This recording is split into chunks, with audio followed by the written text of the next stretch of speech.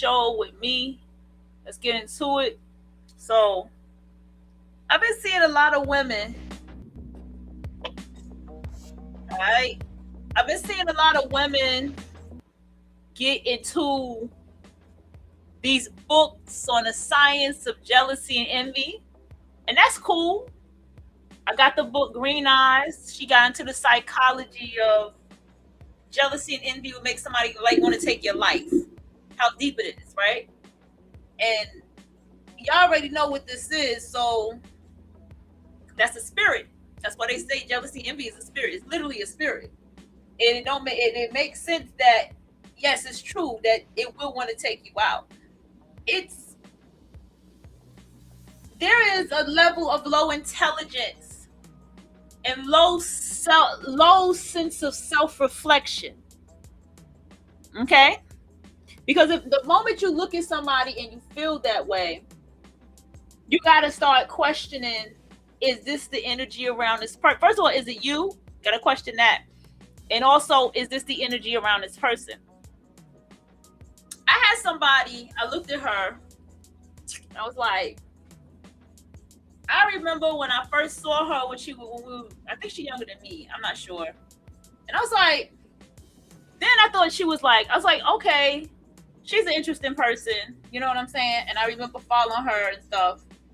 And then years down the line, with older, I see her again. And I was like, I don't like her. You know what I'm saying? Like, I don't like her, right? And she's also in another location from where she was from before, at least I think so. And so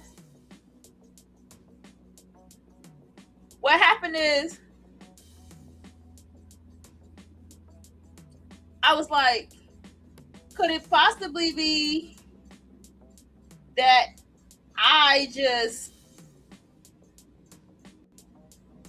how do I say this? Is it possible that I just am just picking up the energy around her, right? And so when I picked that up about myself, you know, it's self-control, it's self-contained, if you get what I'm saying. Is that the word? It's self-control. But there are people that shit is not controlled. And this is why I say there is a level of sickness, low-brainedness, hatefulness that comes with this. But before I get all into all that, it's just following into what I really, really want to get into. You know, I think a lot about this divestment, Black women divesting, in the years it has been going on. I have been looking at the years of what has been unfolding since the divestment movement has been going on as well, right? And because of that, I have found myself in a space where it's so about me realizing how much the mammies are going to crash the fuck out. Okay? Because I need y'all to understand what I'm saying to you. These mammies are going to crash the fuck out. And on top of the mammies crashing out, because they're already there, the mammies are going to have a hard time out here. And they're going to have a hard time because what's going to happen, what's going to unfold in these times is that it's going to be a study on, not even a study, just check it out. They're going to look at Black women who are with Black males, or any woman who's with a Black male, but they're going to more so look at Black women who are with a Black male. Okay? And because of that, Black women who are with Black males, we're going to find a certain aesthetic and look a certain level of intelligence and education, a certain frequency of what her life is like. See? And the women who are dating non-black, that means they're not, I don't have to explain. Non-black means that means that's including not Hispanic, not Latino or Latina, even West Indian. Non-black. Okay? European. You're going to find that their children are going to have a different success rate as well. See, one thing you're going to learn, and what the Divine Feminine School also teaches you, is how to have the patriarchal mindset, the psychology, the patriarchal psychology, and understand how it works.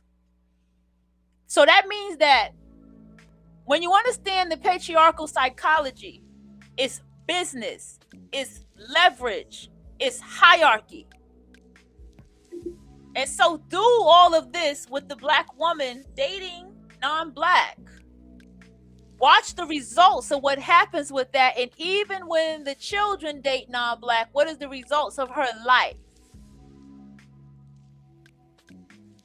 One thing I will tell you that I do notice is that the black woman who dates out carries herself a certain type of way, with a certain type of elegance. She carries herself very mature. What's they say? What's that? Very decor. Very, what's that word? Y'all know what I'm looking for right now. She has decorum about herself, but it's another word. Very Gucci, very Prada, very Louis Vuitton, Jimmy Choo. She carries herself that way, whether she has those brands on or not. Black women who also date out wear makeup, eyeliner, something, lip liner. Her nails, takes care of herself. There's a certain way that she speaks, her vocabulary, how she educates herself, languages that she speaks. Trust me, the statistics is getting riled up. The data is getting gathered now. It's been getting gathered for a while, longer than the 5 years that the divestors have been out the way that they have been out. Divestors been out here longer than that. At first, it started with the mixed people who said, let's have mixed babies. All babies should be mixed. And then the darker skin, and then the exoticals, and that's how we got to where we are today. Because the exoticals turned it up to say, wait a minute, it's a certain phenotype. Wait a minute, I do have a mixed family. Wait a minute, let me tell you. So I appreciate the exoticals. So another thing that is also very, very key is the talk tactics are going to get shut down, because a lot of black women who are dating out don't want nothing to do with the mammy more than anything. It ain't even just him. It's easy to cut a man off. She don't want nothing to do with the mammy. She wants her gone.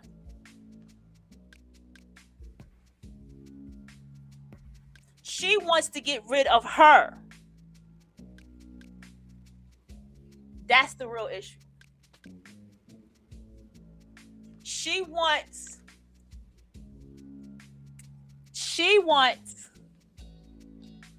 the mammy to get out her way. Okay? Because that is the biggest, if you really dig into the core reason of why, the mammy is the biggest reason to why a lot of black women are saying goodbye to him. And see, what is happening is, I knew this was going to come. I knew this part was going to come, because I already saw an artist do a letter to black women, and then another artist copied him. And I said, This artist be before his time. He be paying attention to shit. He got Mercury. Oh, well, I thought his Mercury's in Aquarius, but it's not. It's actually in Pisces. So still, he be before his time. And because he be before his time, what happens is he be knowing. You get what I'm saying? And so he actually did this apology to the black woman. I was like, wonder why he doing an apology to the black woman. Even though I knew why he did it. I knew why he did it. You know what I'm saying? But the thing about it all, what happened? Oh, the thing not on. Hold on one. I knew why he did it. But also, I wonder why that went out. Something happened?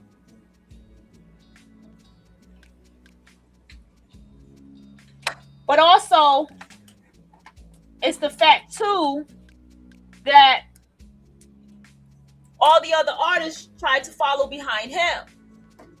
And then I hear black women, I saw a post where a black man was saying, oh, black men need to start apologizing to the black woman. And I'm like, it's too late. It's too late for that, bruh. Too late for all that.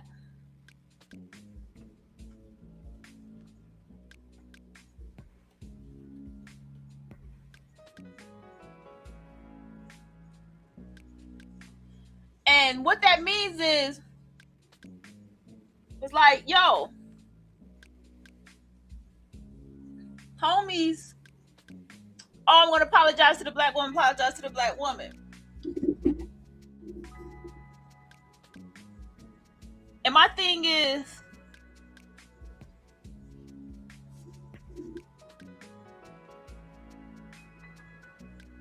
it's not going to work. It's not going to work at all.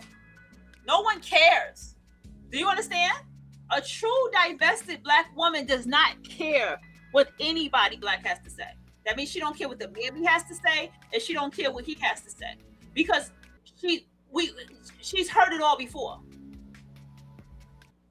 She's heard it all before. She heard it all before. She knows it all before. She knows it all. So she's not going to fuck with him or her in any shape, form, or capacity. Okay? Any shape, form, or capacity. And the reason this is happening is because there's a bigger picture here, right? And she knows that this Trump, let me tell y'all something. This Trump election has made psychologically, even though he already is, but it has made the white man look like a true king. Because remember, Trump is not American. He still comes from an immigrant background. So that foreign white man, I've been saying that for the longest about the foreign white man, makes him look like the true king that he is. He owns empires. He owns businesses. He's smarter than the Caucasian in America. Even though the true Caucasoids, the Caucasus Mountain people, are European people, because they can swim in ice water. Their ice is colder. They can swim in ice water. I have seen it with my own eyes. When you live in the city, you see them in booty shorts in -2 weather running.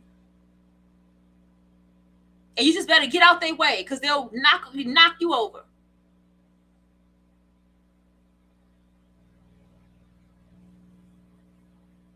You get to see the level of selfishness in these people.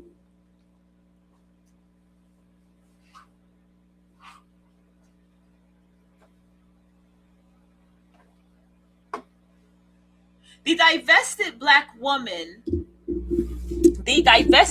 woman is also dealing with something wise, power, leverage, respect. The divested black woman enjoys the alpha male. That's why she's not attracted to the black male. She does not think that the black male is nothing that's alpha about him. No matter how alpha he makes himself, he's not alpha. That's how she sees it. He's not alpha. She also sees it as the black male is not a king, because he's not. The kings own kingdoms. You look at the tarot cards with the kings, he owns something. He's running something. He has something established. Now, for me, in the case of what the European man owns, nobody can fuck with him. He's on the Forbes 400. Nobody can fuck with him. And you can go ahead and argue me down about, well, the white man has the pen. He can control the pen. We know that. But he's still going to tell the truth with that pen as far as when it comes to statistics in business. I looked at the top 100 business. It's 10 black-owned businesses. All of them deal with sports and cars. Go look at the white man's businesses and what kind of businesses that he owns and owns and owns. Every time I meet an Italian or any kind of European man, he always owns multiple business. I admire Gordon Ramsay. He got 88 motherfucking restaurants. You can't fuck with that. You can't fuck with that level of work ethic.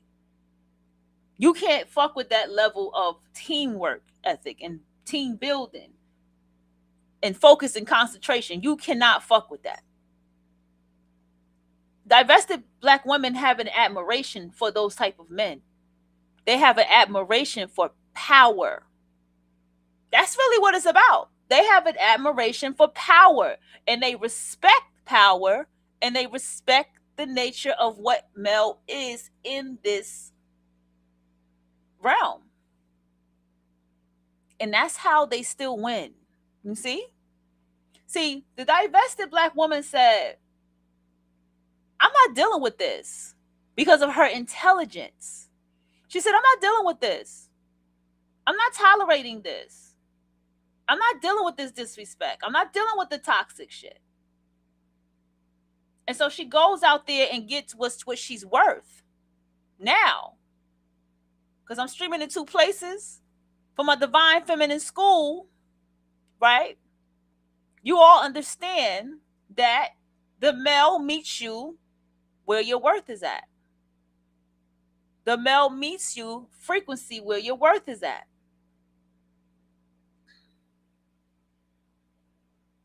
I'm not an easily approachable woman. I make it that way. I have learned that not being easily approachable is a beautiful thing.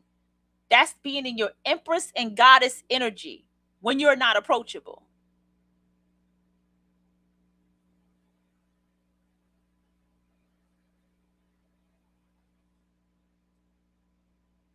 You're not supposed to be approachable.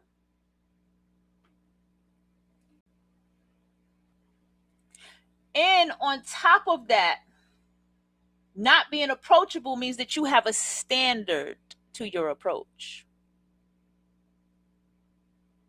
The mammy hates you for that. The mammy hates you for the fact that you are always keeping your standard and you're not putting it down. I just had a situation with a family member because I had my gothic look with my fishnets and stuff going to this graduation. And they were like, something, something, something. And I'm like, what are you even talking about? They were like, oh, never mind. Like, what are you talking about? I'm going to look how the fuck I want to look. Because what I always tell y'all, all right, that's out there, my divine feminines, my ascended women, is that as you begin to understand the nature of male, as you begin to understand the nature of how the male operates, then you will begin to operate in a way that is your divine, and your divine feminineness, is that the word? So that you can vibrationally attract higher. I learned this from wearing certain things and hanging around certain people. I learned this from wearing certain things and hanging around certain people, what kind of frequency of attraction that I get. So there are times when you might be with certain people and you might have to put that guard up a lot more, as opposed to when you're by yourself. There's times when you're going to have when you're around certain people, and you may not ever want to fuck with them again because of what kind of response you get around you, because of the people you're around. You want to have an energy, an aura, where people don't find you easily approachable. You want to have that kind of aura. It's not about being intimidating. That's not what I'm talking about here. It's about being guarded and protected. You don't make yourself easily accessible. You're not supposed to. Especially if you're running business or doing anything like that. You're not supposed to make yourself easily accessible. And you make it clear that you are not easily accessible.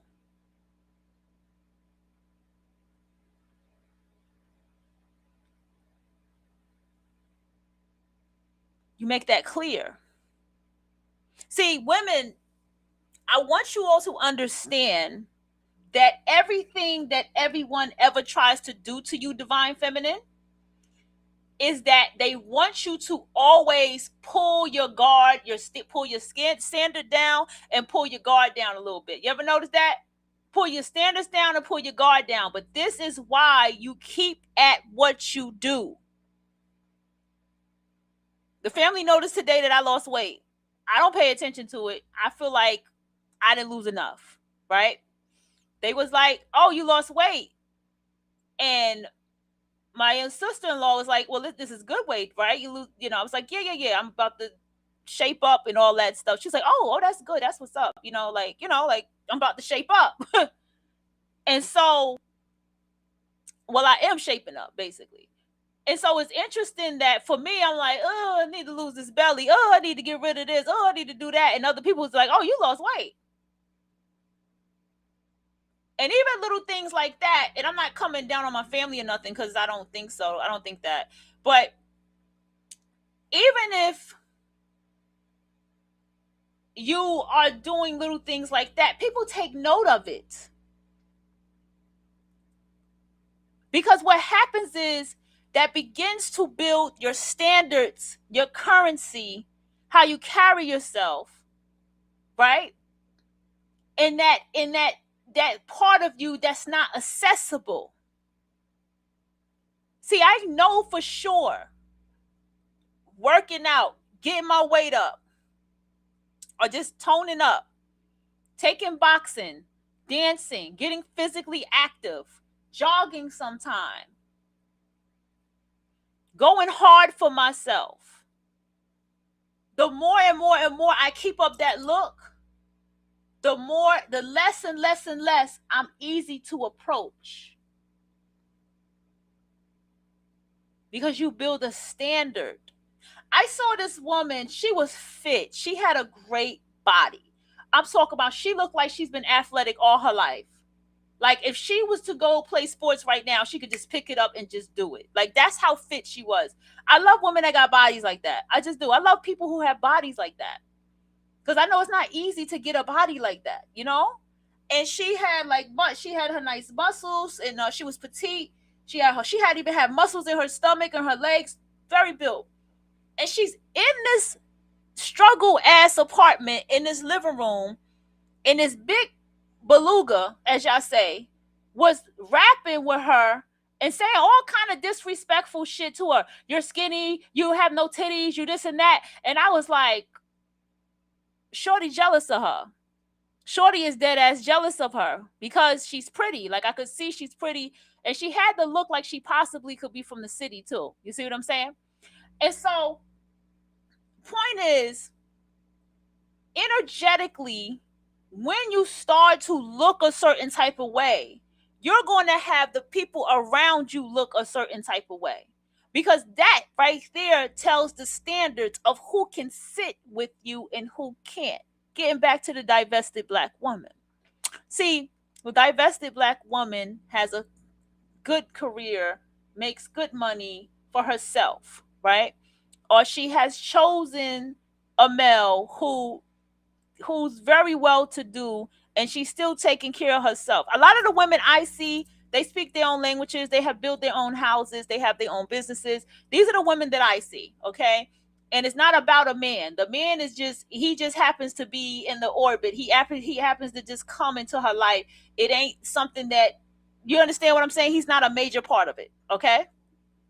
And so because of that, I see this level of intelligence that comes with the divested black woman, right? And so because of this level of intelligence I see, and I see how she carries herself in these different things, doesn't matter, even if she's gothic or whatever, when that's, like I said, that's the first true divested black woman. But point is, she carries herself a certain type of way, a certain type of mature way, a certain type of uh gracefulness that she has. And what's happening is, the black women that are with the black males, right? This is the beauty of it. When they weave look all fucked up, their hair look all fucked up, and they come outside in their bonnets and all that, it's gonna be such a small percentage of black women that date black males too, that is going to look like, well, damn, black men, it looks like you're the problem. And all the women of other races that date them, and we see what they look like, and they look just like that, they're going to say, oh, black male, you're the problem. Okay? They're going to say, you're the problem. And he knows that that is coming. The black male gets pissed off because this is the black male who's not ascended to understand what's going on. He gets mad and he says, hey, yo, when you black women are with these non-black men, y'all are more submissive. When you black women are with these non-black men, y'all are more prone to be more sweet and nice and talk kind. But they don't understand that's the energy of what that male is that causes that woman to be that way with him. And so the black woman who actually is dating black males, she's going to be looking raggedy, and any woman who's dating him is going to look raggedy. And if there is black women who are with black males and they do not look that way, more than likely that is a black woman who's alternative, or she's likely to date outside of her race. It's something, or her sexuality, something is going to be something unique about, something different about that black woman that's with that black man that's not having that experience. So it may be literally the black alternative couple that's doing well together. You see what I'm saying? Or one of the people or black alternative inside of the couple that's doing well together, which we know still is a line of being or dating interracially. So it's going to still fall on the black male in the patriarchy of, oh shit, you're the problem. Because every black woman that dates you, she walks around with a bonnet. Every black woman that dates you, she always has her fucking every black woman who dates you, she always has her hair fucked up. I saw a woman, big old booty, okay, just flapping everywhere, animal print pajamas, and a bonnet, and doing trucking. And I was like, this woman looked like she has not bathed in days. I swear, when I looked at her, I said, ooh, she has not bathed in days. And this is what she had on. And people was like, leave her alone. She making her money, blah, blah, blah, blah. But I was like, this right here is the type of shit that you see. See, when I was younger and I was wearing I was young. I was 19, I was 20. And I eventually broke out of that. Did you get what I'm saying? So, I was young. I didn't really know any better. I thought I could just walk around in my pajamas and shit like that and be okay. No, you can't do that. I had to learn. You can't do that. Can't be doing that. See what I'm saying? And so that is my younger years. But you won't catch me in my older years outside of my pajamas. You would never catch me like that. If I got on something and I got on Crocs or something, I won't have on no pajamas. And the intellectual level of the Black woman, the intelligence of the Black woman is going to get tested for who's dating the Black male. I'm telling you, the mammies are going to crash out because it's going to be undeniable. It is. I sat here and I thought about something. It just all kind of hit later. And I was like,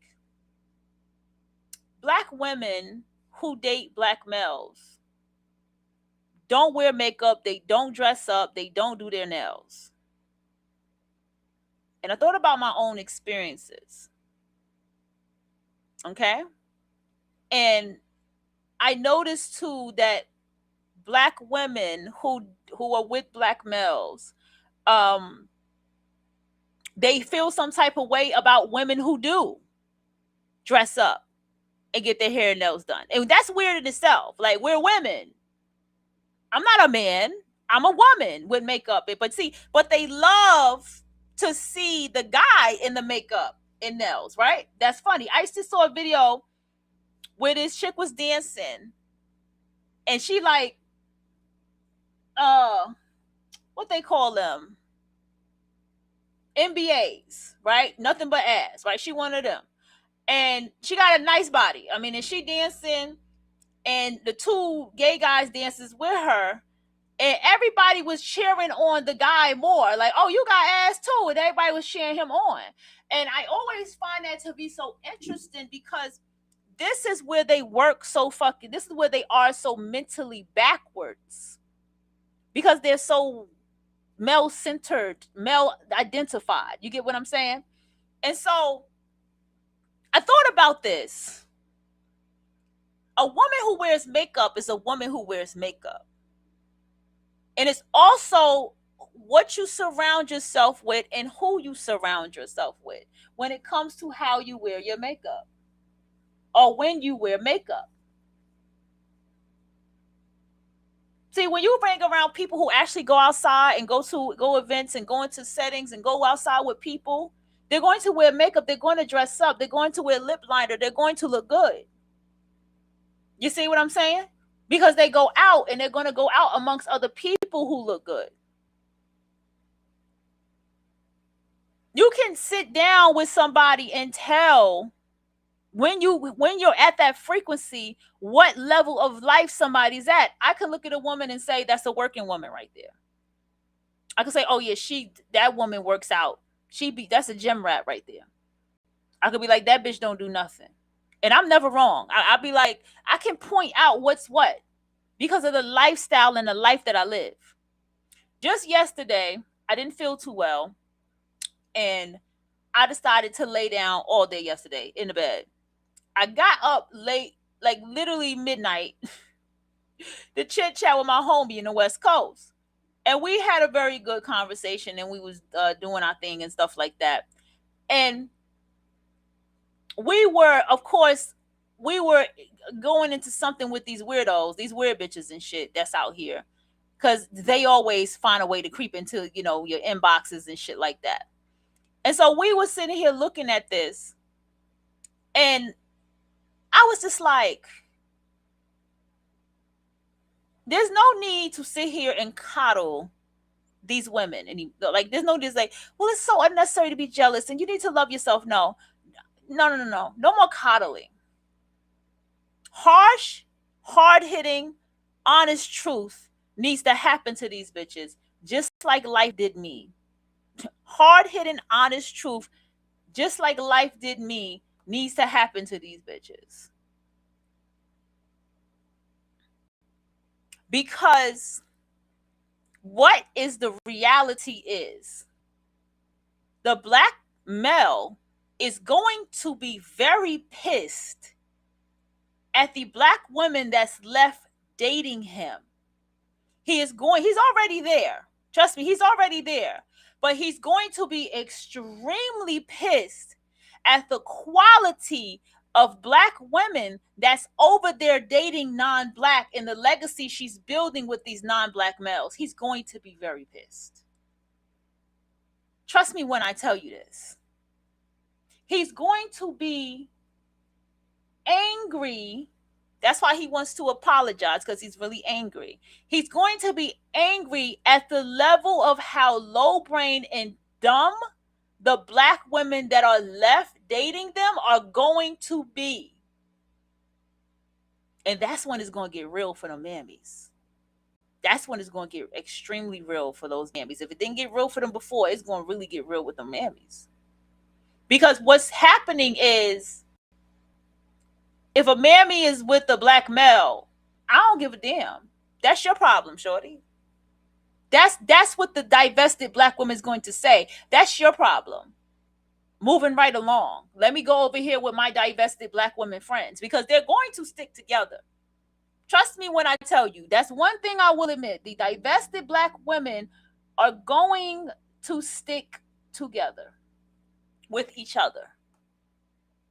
And they're going to stand together with each other. Watch what I tell you.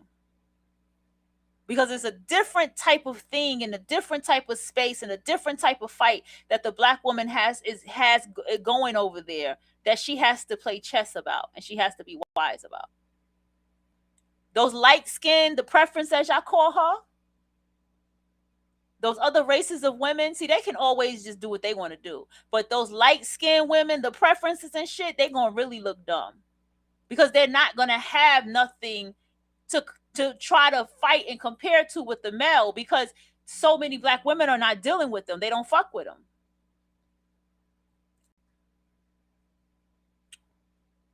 That's what you got to understand.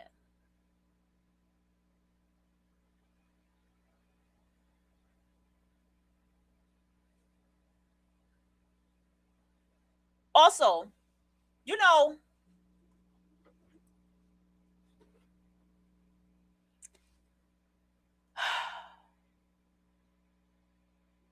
we are in a time of quantum leaping, manifesting. We are in a time of no excuse. I mean, no excuse to not educate yourself, to not know things, to not read books, to not find books, to not make something happen for your life, to not know how to make money, to know how to make more money. We're in a time where there's no excuse. We're in a time where there is no excuse for foolishness in your life. We really are. We're at an age of that too. And so what is pivotal in all what I'm telling you today is that as a divine feminine, you must keep standards. You must keep your currency. You must lean into who you are. I did not want to be approached today. I only cared about my family. I only cared about talking to them and laughing with them. I don't give a damn about nobody else in the room. I only care about my family.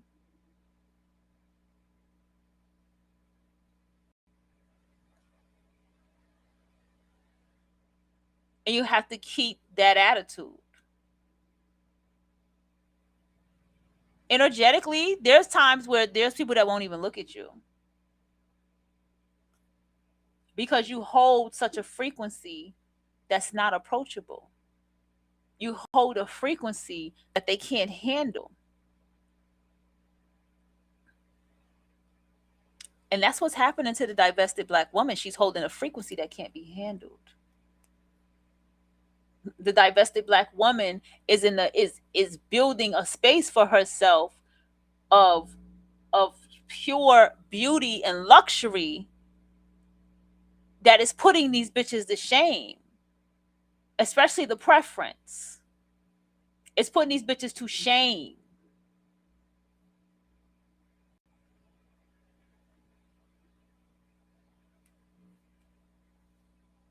And the reason why it's putting these bitches to shame is because it goes into the mere fact that you, as the black woman who is the divested black woman, you don't care anymore. And I agree with Level Up Guru. She said, and it's funny, she put it in these words, but I feel it the same way she said it too. People feel like when you're with a non-black person that you're cheating in the system. Like something in them feels like you're cheating, like you're skipping steps to get something, which is dumb because life is not fair out here anyway. So then they don't understand life. And there's no such thing as really, you got to get where you got to get and go where you got to, get in where you fit in or fit in where you get in, right? So the divested black woman who experiences this is why her divestment extends to the entire community and mindset of people. She leaves the community. She leaves everything behind that comes with that community. That's what the divested black woman does. So therefore she don't give a damn when she go into spaces. She don't even give a damn about Becky. She don't give a damn about nobody but who she can give her attention to. She don't give a damn about anybody because first of all, you have to have a high self-esteem to be around the divine feminine. That's something I had to learn the hard way. Like, when you're a divine feminine, you have the person next to you have to be able to stand where you're at. If they cannot stand where you're at, they cannot be around you. That's why as a divine feminine, you get away from people. I used to wonder why I did that so much, why I didn't want to be in certain spaces, why I didn't want to do certain things. I didn't want certain people around me because people get very weird around a divine feminine. They don't even realize that they do it. Because the ones who like you, they sincerely like you. And they'll sincerely want to be your friend. And they'll sincerely want to talk to you. And they'll sincerely want your presence. And I'm going to be for real with you as a divine feminine. You're gonna have people who are supporters of you. They're rooters. They root for you. I didn't want to use the word fan because fans is no. There are people who root for you. There are people who's there for you. That's who you have to have on your side as a divine feminine. That's who you have to have on your side as a divine feminine. As a divine feminine, also keep in mind that you will have to start understanding. I don't even really want to even go there with that topic because that might be too sensitive for people to hear. But you begin to develop how much there's a lot of people that can't be trusted as a divine feminine. It is very, very, very, I say this loud to you as a divine feminine. You need to watch who you allow in your space. You need to watch who you meet, who you allow in your space. This is why I learned for the past 5 years of my life that online connections are not it.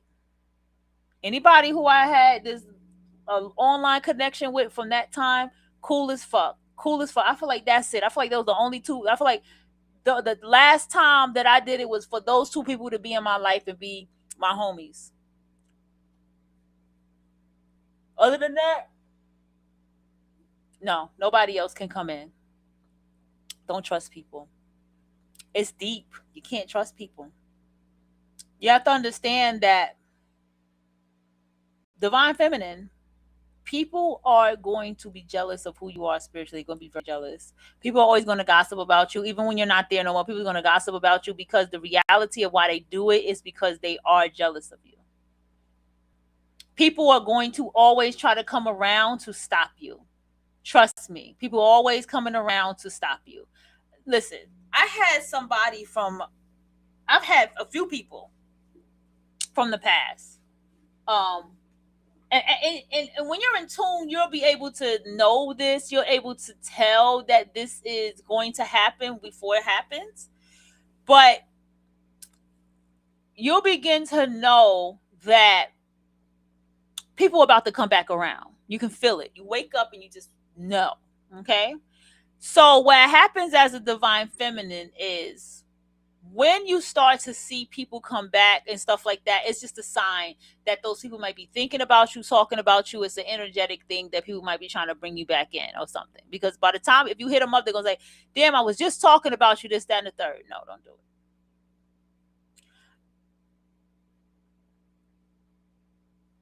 Also, note that I'm trying to word this. You got to know your standards, okay? That means that, for example, I have somebody who way back, I'm talking about since he was 19, 20 years old, I knew this person, okay? I'm talking about history. History, mutual friend circle, history, all right? Never lost contact with each other somehow. One of them type of people in my life. And even then, you still have to be mindful of where their life is right now and what they're doing with it.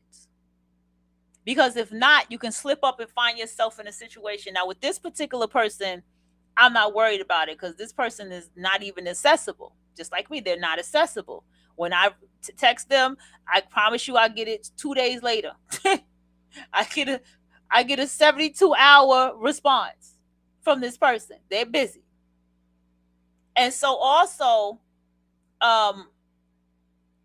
you have to be mindful of that when it comes to your standards. Don't be afraid of the standards that you keep because you have them for a reason. If you're like, I only accept verified accounts, then that is what you do. You don't have to even put that in your bio. Just know that I only accept verified accounts. I only accept pages that have this many followers and they only follow a certain percentage of people back on their page. I don't follow people who they are following more people than people who are following them. I don't follow pages like that. See what I'm saying? I'm just throwing some things out there for you, or the quality of pictures on the page matters to me. How active the page is matters to me. Meaning, what is their frequency on their page matters to me. See? So when you build all of these things, you'll build the same thing when you go outside. You will look around like, is this the standard of person that I would fuck with? So if that bitch get an attitude with you or whatever it is, you just wave the bitch off. You don't give a fuck.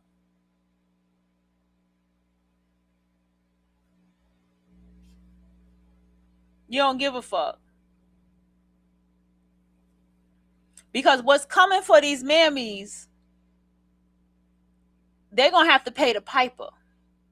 They already been paying the piper, but they're going to have to pay, what they say, the chickens have come home to roost. Yeah, they're going to have to pay. And it's going to be sad because they're going to crash out. And all of these women that don't fuck with these, that don't fuck, all these divested black women and divested exoticals too, they're going to say, hey, we don't care because it's not a problem anymore.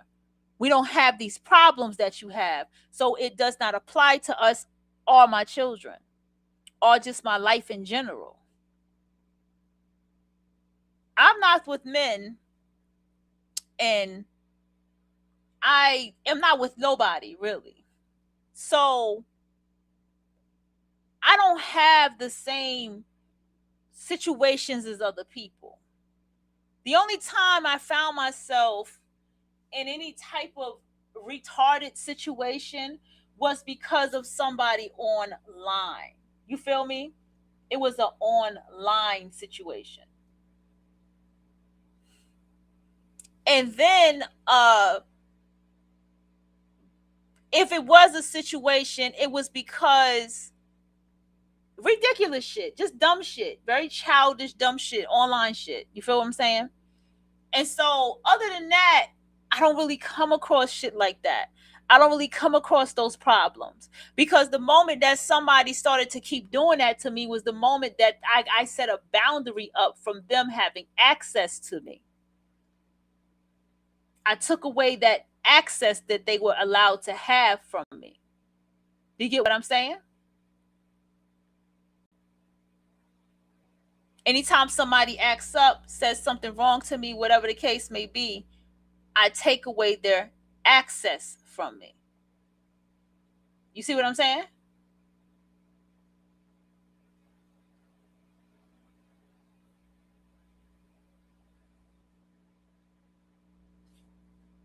See, that's standards.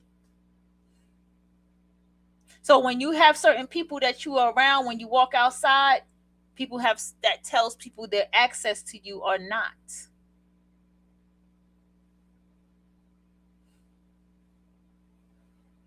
How you carry yourself frequency wise, what you do with your body, how you take care of your body, it tells people's access to you.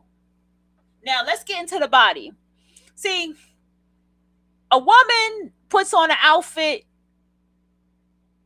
she tucks in her waist, she perks up her titty, and her ass pokes out. That's a frequency that she's emitting for what kind of attention that she wants. Okay? That's a frequency that she's emitting for what kind of attention that she wants.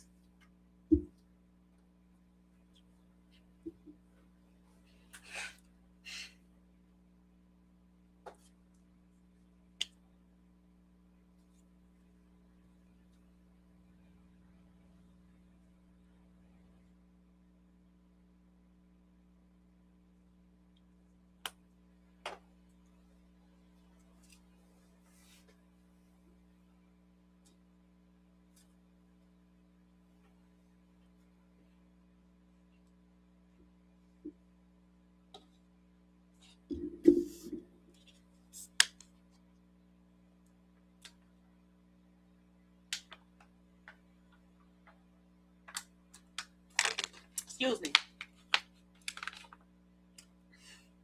A lot of these mammies are doormats. They get used. A lot of these pick-me's are doormats. They get used. They get played.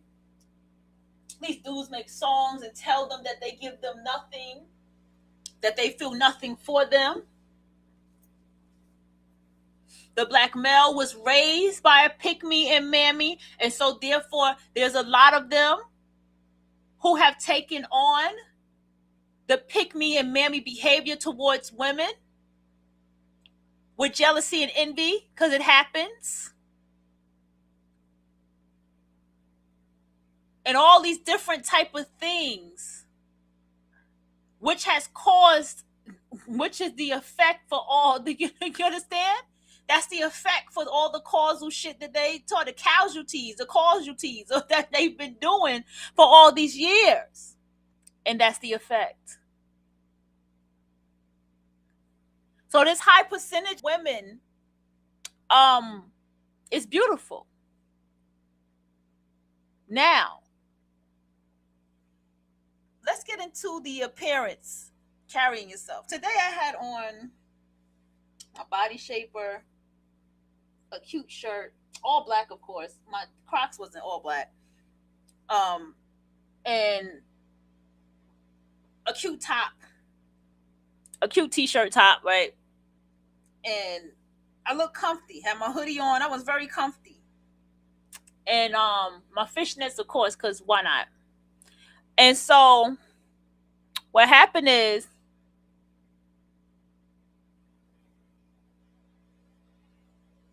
I was out and about doing my thing, legs crossed, and I didn't give a damn about nobody else's graduation. Once they called my little bro name, it was like, woo, clap, clap, clap. And I was on the phone for the rest of the time. You know what I'm saying? That's just me. And so, what am I talking about? Okay, so a lot of people probably will be appalled by the way that I look, right? Good. A lot of people will be judgmental about the way that I look. Good. A lot of people will be a lot of things because of the way that I look. But I'm aware of the way that I look. Okay? And I'm also a very beautiful woman. And I also have natural hair. And I also wear my necklaces and things and all that kind of stuff. I'm not, like, I can go on and on. So I'm aware of what I'm worth, and I'm aware of who I am. You don't want to be someone that is approachable. You don't want to be someone that people think is nice and that they can talk to you. I learned this the hard way. And I learned why you don't want to be this way. I learned this from my last job, why you don't want to be this way.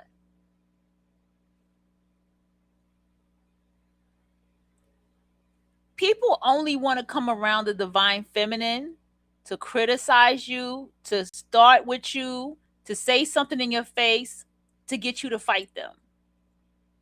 That's all they want, because they're weird like that. They only want to fuck with you because they can't help themselves but to want to be around you. They're weird like that.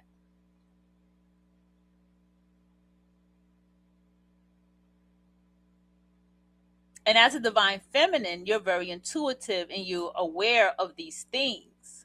And you have to also understand, because you are aware, you don't give a fuck about people. They don't move you. And if you're anything like me, you know you have a sharp tongue and you give these people grace. And it's not even grace. It's just like, you're not worth it. You're not worth it of me acknowledging you, talking to you. I walk around you. That's how the divine feminine moves, because you know that makes these bitches more mad than anything when you ignore them. That is what these bitches hate the most.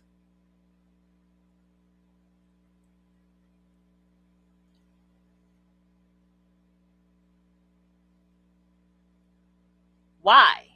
Why divine feminine?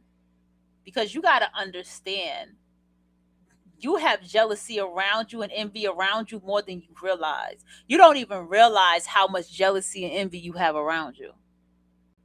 And that's why you move the way that you do. And you also got to, let me tell you something. All divine feminines have great personalities. All divine feminines are fucking hilarious people.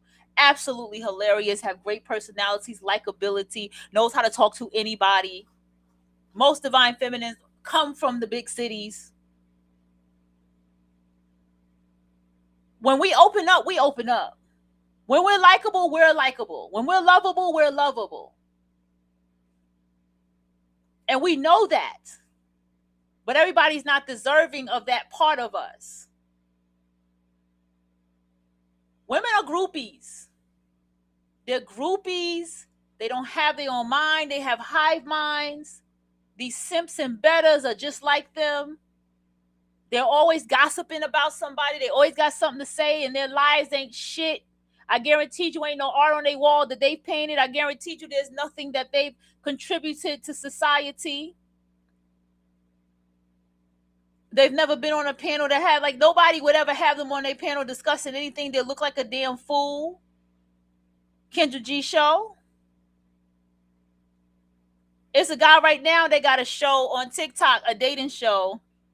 And every time if a certain looking guy come on the show or whatever, they clown the fuck out of him. Like, they will clown him and shit. And he'll just get off the camera, pop the balloon and all this weird ass shit.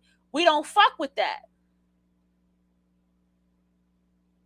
And nor does the divine masculine either. We don't fuck with that. When you want high value people in your life, because high value people do exist. That is a title. That's a frequency. That's the truth. The Met Gala is high value people. Why do people notice something? The things that people cannot stand and hate the most, the things that people have a problem with the most, are places that have requirements and standards. You ever notice that? If there's a restaurant and it says, and I've been to a restaurant, and those of us in the cities, we know. You've been to a restaurant and it says, hey, you have to dress like this, and it has to be this type of style. And you have to have a certain type of ID. You have to have some people, you have to have a passport, right? You have to, what was it? You have to, these are like, sometimes as simple as that. And they will turn you away at the door if you don't look a certain type of way. They will turn you away at the door.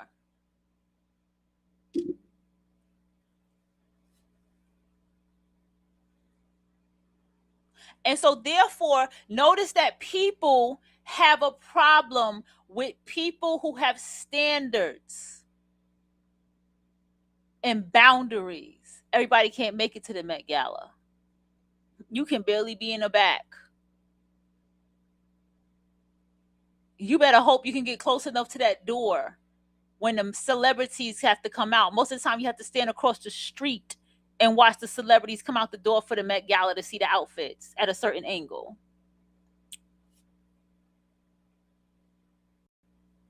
Okay?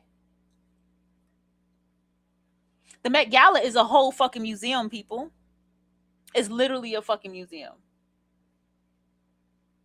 I hate that box is behind me. I gotta figure out where I'm gonna put that box at. Literally a fucking museum.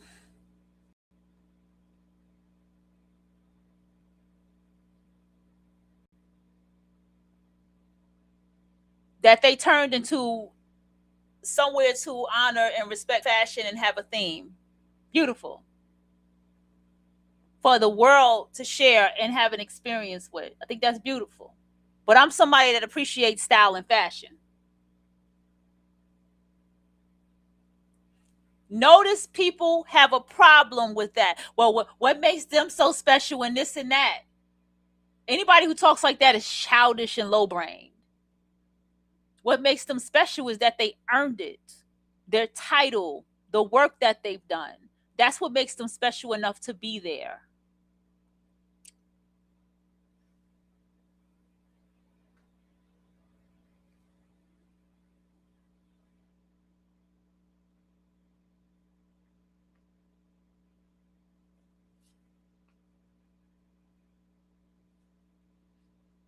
And so people who you find that have this for people who have standards, red flag. Because you're supposed to. Supposed to have standards. You're not supposed to be approachable. And in the Divine Feminine school of Divine Feminine, right, is that we're learning some heavy shit, right? We're learning like, wait a minute. We're talking to former escorts, former pimps that are telling you what high value truly is. That's telling you how you got to go out here and play this game. How it got to go. That's telling you that the shit that the Mammy and Pig Misha is telling you to do is not it. It's just making you a doormat and disrespected and not taken serious and looked at as very unintelligent. But a Divine Feminine knew that already. The divested black woman knew that already. That's why she did what she did.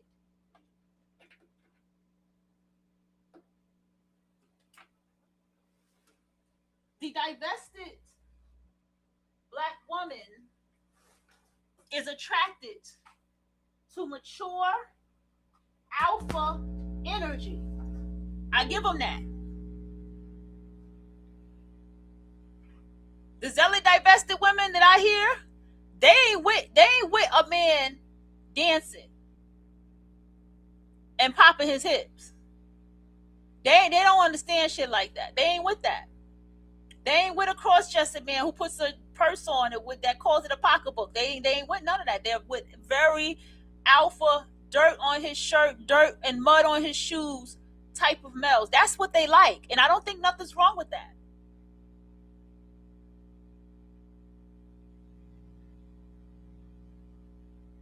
And on top of that, one of them was talking and she had got checked and she was saying like the guy she was with said, you know, you women want it both ways. Either you're going to let me help you, because she was doing furniture. He said, either you're going to let me help you or you're going to just, or you can go take out this trash if you're going to want to do everything. And she got out the way and let him do the couch.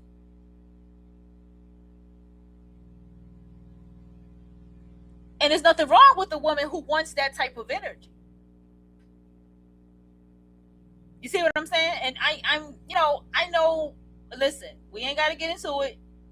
I know already, but I'm talking about divested black women who are dating males. Okay. So yes, there's divested black women who are dating women, you know, and stuff, but I'm talking more in the topic of the mammy, the pick me show. You get what I'm saying? Right. So, because mammy pick me shows, and that it doesn't matter her sexuality. Okay. So a lot of times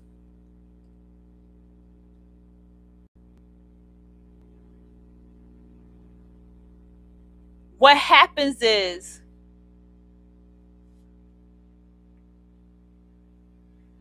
hold on, y'all.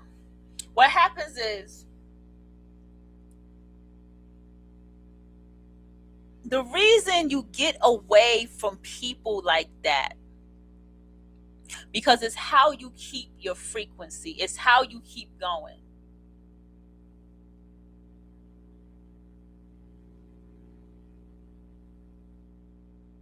It's how you keep your life moving. When you keep your standards. Because what's going to happen is as you keep your standards and as you keep going, there are people that's going to come and see you and see your life, and they are going to be flabbergasted. They're going to be shocked. They're going to be shocked that it's you. They're going to be shocked to see that your life is still going up, if not better than before.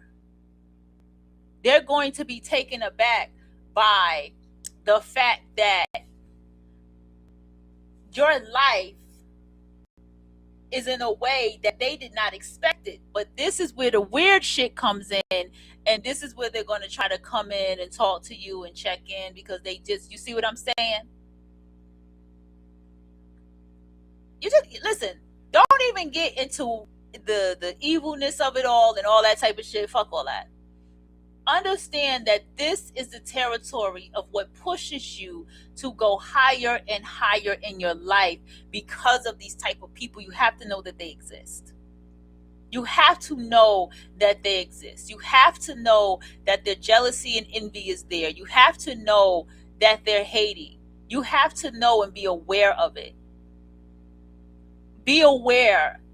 Okay, this person's gossiping about me. This person be roasting me. You got to be aware. So when they come around you, you act accordingly.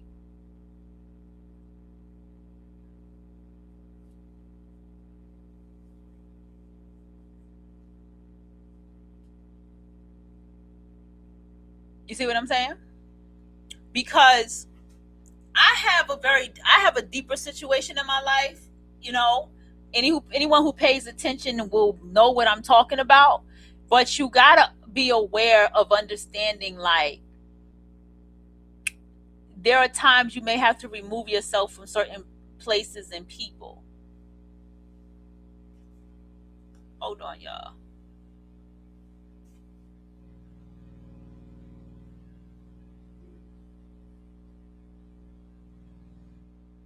You're gonna have to be aware of certain places and people. I need to clean out my refrigerator. I just remembered that. I'm gonna do that after I finish this.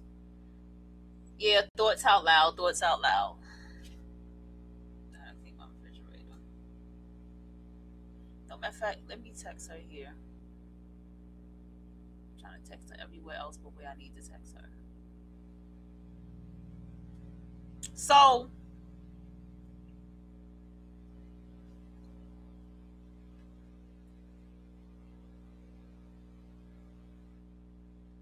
all right. So, how do you get through this? Okay. Okay. How do you get through this? How you get through this? When you are focused and you have goals and ambitions, you can get through it. But I stress in the Patreon, I stress it so much. You have to limit access. Okay. I'm going to tell you something, right? I have been doing social media a very long time. I'm a true millennial. I can write a book. I can write an ebook teaching you how to navigate social media wisely. I can teach you. I can teach you how to safely know when somebody online is safe enough to say it's okay to make this connection with you. It's okay to call you a friend, a compadre, a homie. I literally can write a book on it.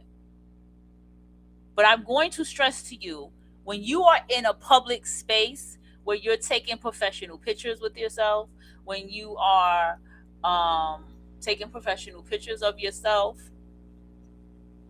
when you are doing stuff like that, understand that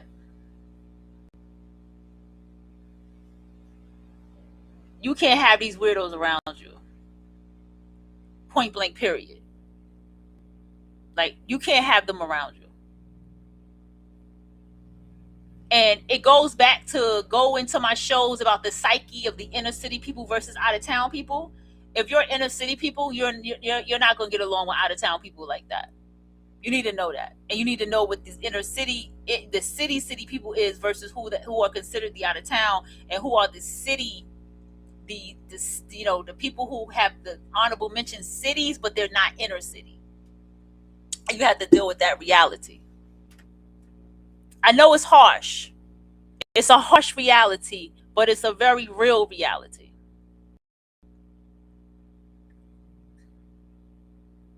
So much I could talk to with my homie in LA about, my homie in Midtown about,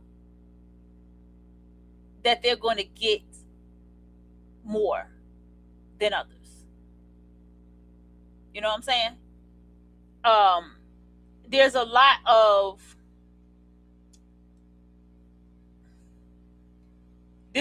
things that come with that you have to be very mindful of.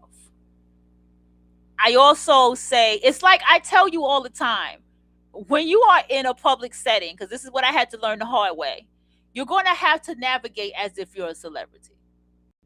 Because you are. Celebrity means someone who's celebrated. Because you are. Once you start streaming a long time, once you start showing your face out there and you're talking to people and people responding to you, once you have a podcast, now it's called a podcast or a show, once you do these type of things and you're in the world of people, in their face, their space, and you're talking to them, you got to understand that you are in the position of a celebrity, whether you realize it or not. The celebrity is somebody who's celebrated, and then there's a level of how the person is celebrated. It depends on the work that they've done to be celebrated. When you are online, and I actually like that the verification button is accessible to those of us who's willing to invest into our verification of verifying our names, right, and who we are, right? I think that was the best thing that ever happened. So those who are verified will get respected when we speak to other verified people, or people of a certain caliber, a certain work ethic, and collaborations, or whatever it is that we do. You have to stick to people like that. You have to go high, and you have to put yourself in those spaces. There's an event going on that's coming and I haven't clicked the link yet, but it's a Black Film Fest,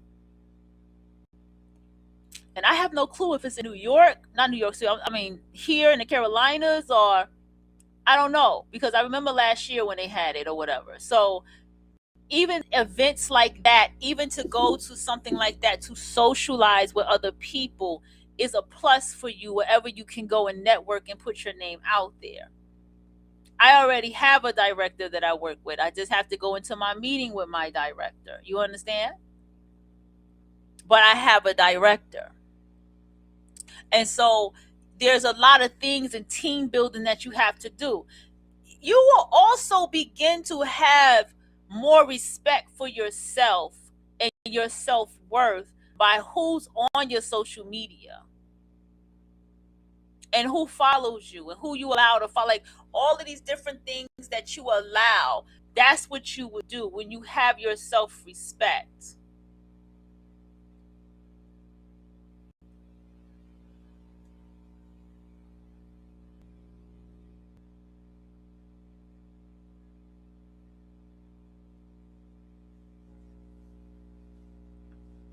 Or you have that level of self-respect, not everybody can get on your page. And trust me, when you keep these standards, people are going to see that. People are going to realize that. That's why they try to use being nice, or they remember you and all this stuff to get back into you or get back into your good graces or try to get into whatever they're trying to get into. But this is why, again, you literally, I can tell you right now, for those of you who do not know, you have the power to take messages and move the message into another folder. Okay? You have the power to say, this goes into a general message, this goes into a fucking throwaway message.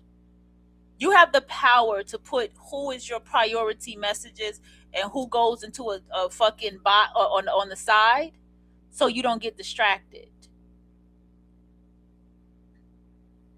So utilize those things while creating.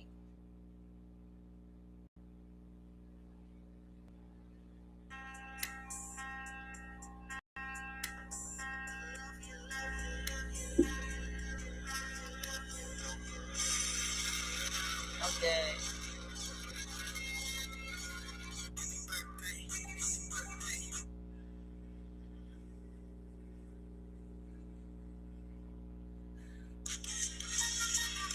So, excuse me, y'all. And so there is a part of all of this where you keep that level of a standard for yourself, because when you do that, it gives you more control in your room, in your inbox, and it gives you more control to not be distracted. Okay? I'm doing this as I speak. Right? So,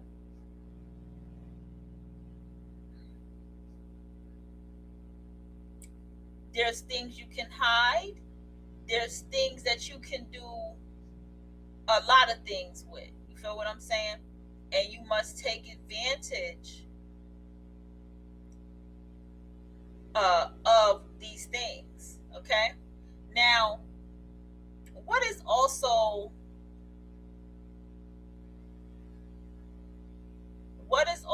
very pivotal or very key in understanding these things is that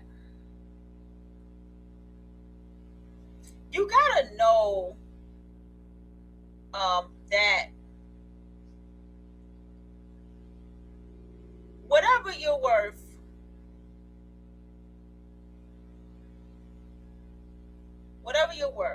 right?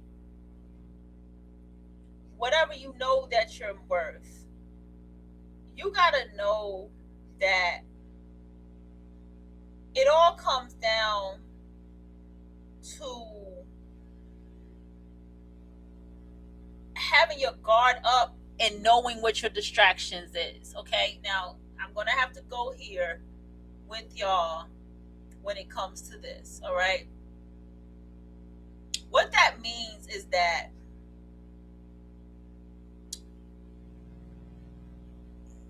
let's say that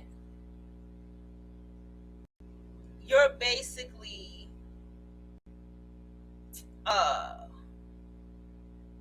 going through something where you're attracted to somebody who has a certain type of look, right? You're attracted to somebody who energy, right, is a certain type of way, right? Now, what am I saying here? If you're not careful, that distraction in itself will be the very thing that will cause you to slip up. Okay? It will cause you to slip the fuck up. That very thing will be the thing that will cause you to fuck up and make a mistake for yourself and even fuck up your reputation. And I know that sounds a little extreme.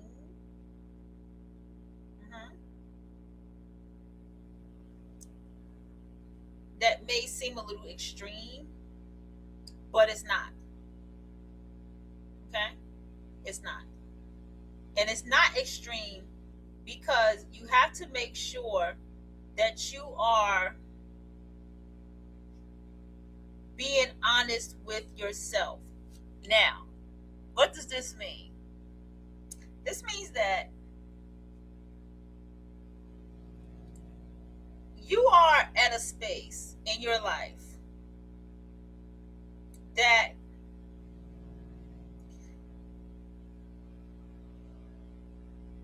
it turns into, here you are doing your thing, right? Hear me out. Here you are doing your thing. Here you are basically in a place where you are, okay, here I am, I'm doing my thing, I'm enjoying it. You know, it would be nice for me to have a relationship. It would be nice for me to have a friend. It would be nice for me to, you know what I'm saying? All these different type of things. It would be nice for that, and all these different things that you will fucking say, right? But you even have to check. I can't talk today.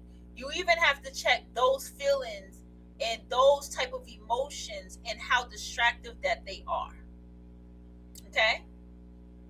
Love, I'm going to tell y'all right now.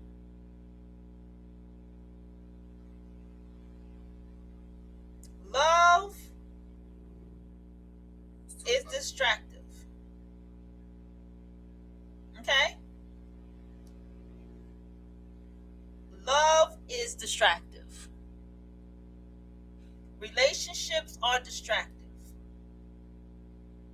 And I encourage you, as anybody in the public eye, take your relationships and have them outside of online.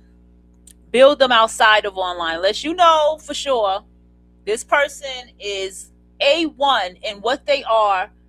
You can go to spaces where this person will be A1 business and you can go be off with that person. Until then, do not do online contact with nobody. Do not do it. Okay? And then from that type of connection, there comes the part where you have to, the hell is this? Where you have to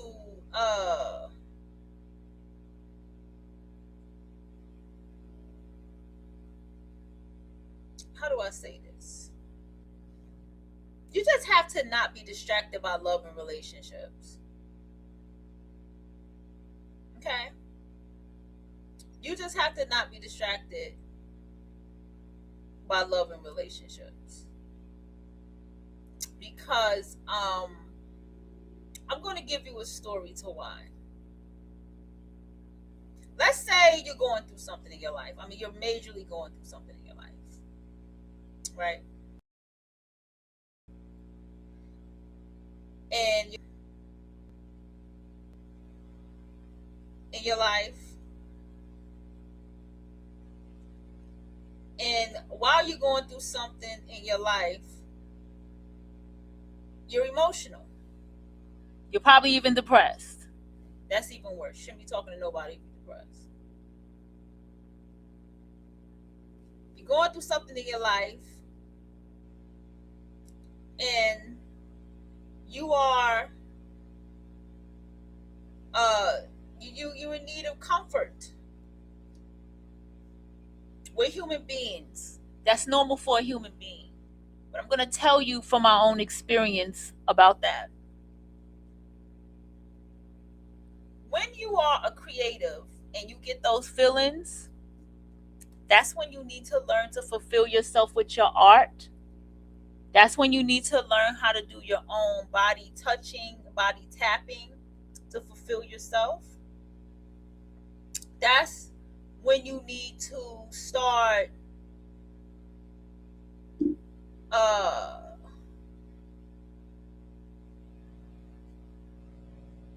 when you need to start really knowing who you are.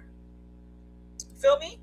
You got to start tapping in, like, who am I? What do I want? What do I need to do? How do I fulfill that space?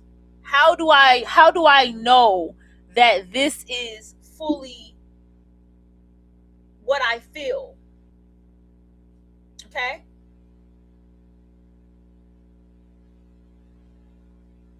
How do I know this is fully what I feel?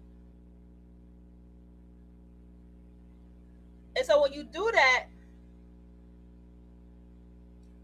what begins to happen is that you're going to have more control over your life. More control. Oh.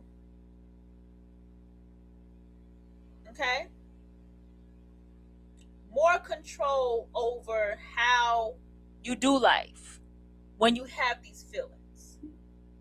Now, going into a little bit of a story time. I felt like I wanted to be in a relationship. I felt like I was ready to date. But I only did it because I got pissed off at what somebody's husband had said to me. I was really offended by what this person fucking said to me. And so I was like, you know what? I'm going to go back on a dating site and I'm going to date again and this, that, and the third. And that was not the solution. The solution was to cut them off. Cut the wife off. Okay? That was to cut all of it off and get focused on myself. That's what it was about. It was also about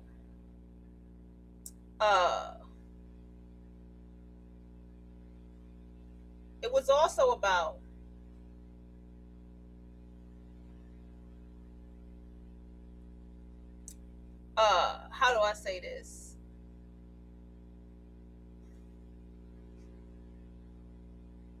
How much you have truly healed within. Okay? How you have healed within. How you have built yourself within. How you have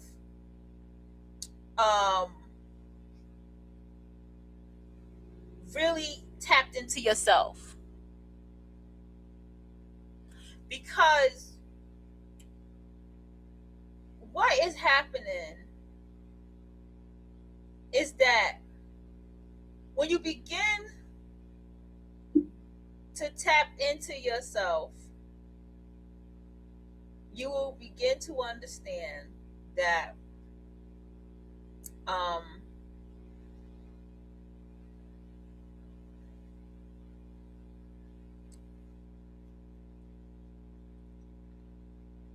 you begin to start doing what makes you happy. You'll start fulfilling yourself with things that's far more important for you to fulfill yourself with. You feel me? You're going to paint, you're going to draw, you're going to finish that book, you're going to write that story, you're going to get up and do that podcast, you're going to get up and run, you're going to lift those weights. You see? Because it may be for you to fulfill you right now before someone else comes in. And so if you're not careful, that DM slide, hey, how you doing? What's up, love? That casual conversation can turn into something emotional without you recognizing it. So you have to catch those things. Someone could say, hey, I haven't seen you in a long time, and emotionally you'll get caught up with that. But when you are dealing with business, when you're dealing with focusing on yourself, when you're dealing with having your guard up, you're not going to do these things.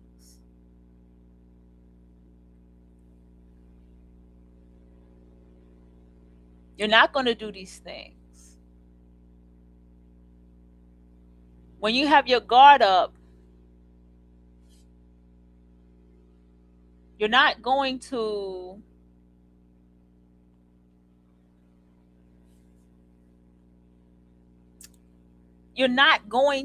worry yourself with many things because your guard is up.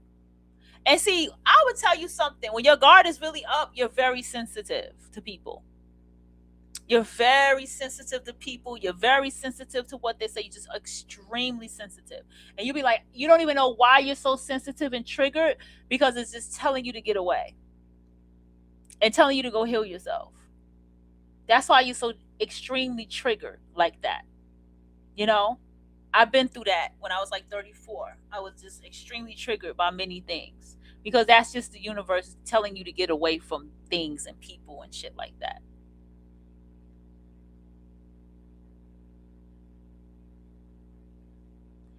Also,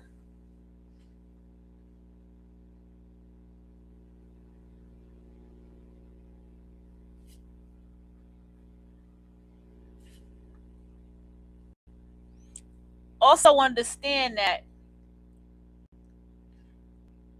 you have to stay focused and concentrated. Okay? Don't make things mean what is not. I'm going to tell you a rule that I have. I need you to set up a rule for yourself. If you're not in the spaces that I be in, I don't give a fuck about you. Okay? That's my rule. When I go to a film set, audition, when I go to a gothic party, if your ass ain't there, then you don't matter to me. Because that means you ain't on my frequency. Like, who are you? You're irrelevant. And so you have to start building that type of mentality.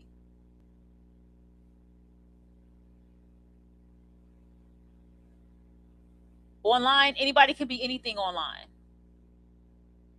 Trolls are the most paranoid people because they have done the worst shit to people.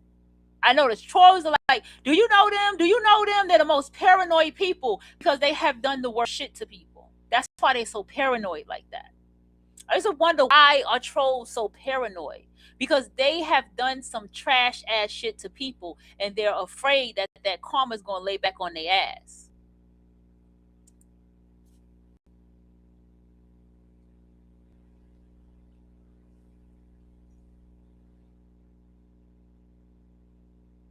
There's a lot of people trying to run away from their karma. They don't realize they're facing it anyway, but they're trying to run away from their karma. They're literally trying to run away from the karma of what they have done to people.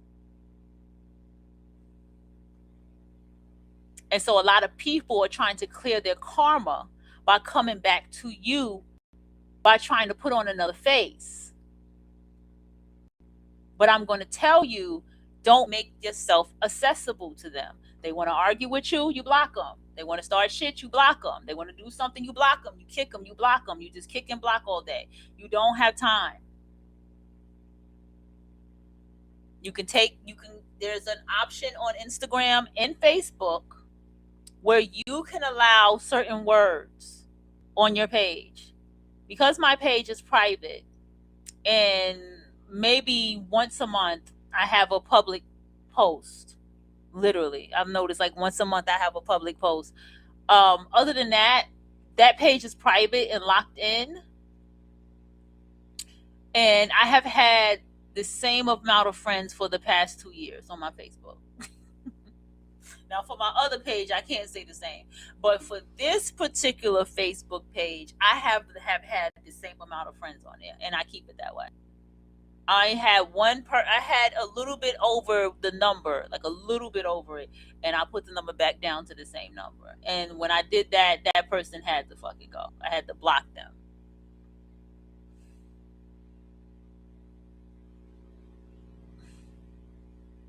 Streaming apps are too open and they're dangerous. You have to run a tight ship when you're on a streaming app. I'm actually going to give myself a chance on a streaming app again, but the next time I do it, I'm going to run a very, very, very tight ship. And I mean a very, very tight ship.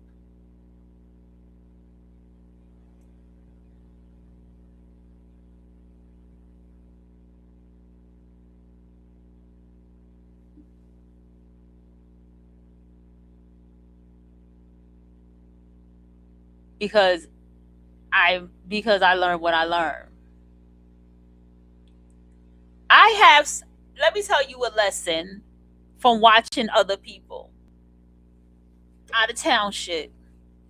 So I sat here and I watched a woman who is an artist, who brags a lot, talks a lot about what she do. And she doesn't speak very properly when she speaks, right? I know a woman who's an artist that she also, what's the name? She's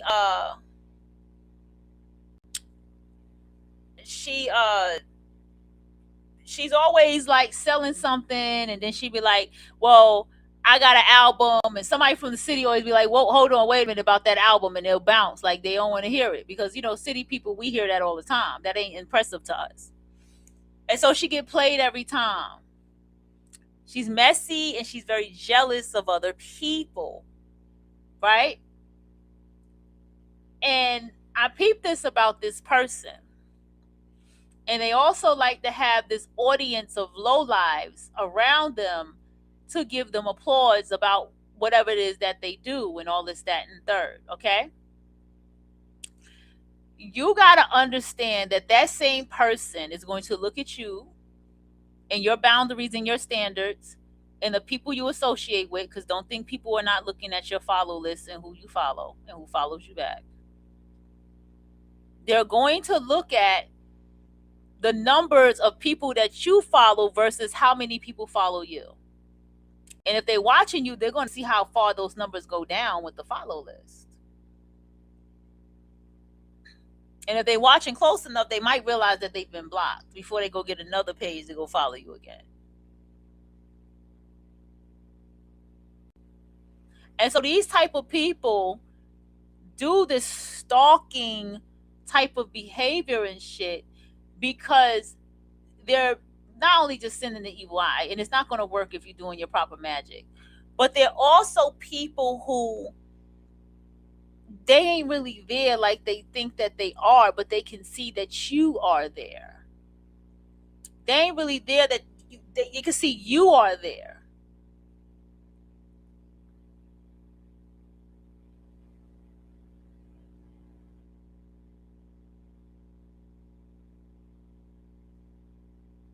They can see that you're not accessible in that inbox. They can see all these things. They can also spot that you have a certain group of people, because they can listen, they can see all that. And this is why I say these weirdos, they can't go to the spaces that you're in because they're too weird to be there. They can't fit into the space that you're in. They don't belong there. They can't go to a film event with you. They can't go to an actor's lab or actor's event with you. Even if they're at a level to acting and doing that themselves, they can't go to that with you. They're too out of. They're too. There's people that they can have success. They can have albums. They can even have music videos. They can have popularity and fame in their neighborhood, or they're circled around town. They can have shows that they do. They can be on Tubi, right?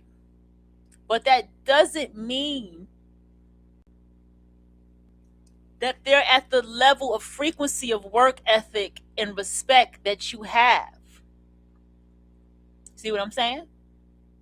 They may not be at the frequency and work ethic at the level of where you are taking your life. They may not be there. I'll admit this. So I would see people, and I follow a lot of people who are high value people. Like they're on TV shows, they're on podcasters, not really podcasters, but I'm in the film industry, so they're on TV shows, they written writers' rooms and stuff like that, and these different things, right? Soundboard, probably their song is on the show or something like that, right? And what I would notice with people like this is that they would be the type of people who would basically like only associate, like, comment to people. It doesn't have to be verified, but to people who they see participate in their room, come to their lives, people who share their work, participate, come in their inbox to support their work and all these different things. These are the people that they hold on to, that they respect, that they respond to. And so when you hold an honest, authentic frequency, these type of people will respond to you. And trust me, those other ones can spot that they're not getting that response that you're getting. They're not getting that attention that you're getting.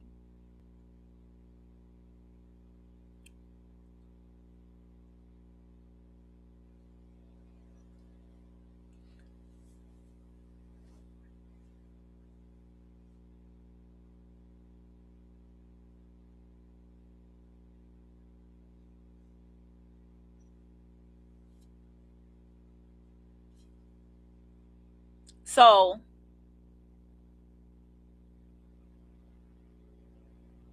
another thing that is something else that I see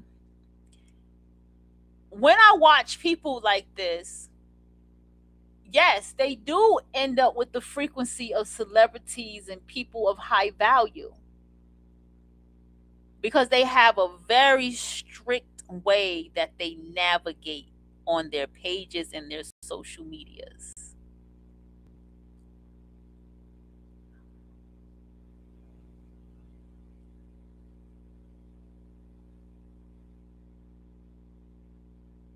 They have a very strict way of what other people and other podcasters and stuff they deal with. And all these different type of things that you see, you are somebody that follows along with this formula, and you see how it works, because they're business first. It's not friendships, it's not pleasure, it's not I like you. It's like, oh yeah, I like that you a dope artist, I like that you a dope actor, I like that shit, I'm following you, I'm following everything you do, I like you, okay, I want you to keep going. Like, it's different. That's why I said you can't get caught up with that online, what up, trying to talk to you, sliding your DM type shit, trying like, nah, fuck all that. This is not a dating site, sir, ma'am. This is where I do business. This is where I make my connections. This is where I show off my artwork. This is where I show off my progress. This is where I sit down and do the work I need to do to get my followers up. This is where I go live and do my script writing and shit like that. World building. This is where I do that. This is where I go to my goddamn business calendar for the day and make sure, like, what I'm doing for today. What's the plan for today? What was I supposed to do? What's on the check off list? It's business over here. This ain't pleasure. Feel me? Look, I got something I gotta do right here. I haven't done that yet, so I need to go ahead and check in on that.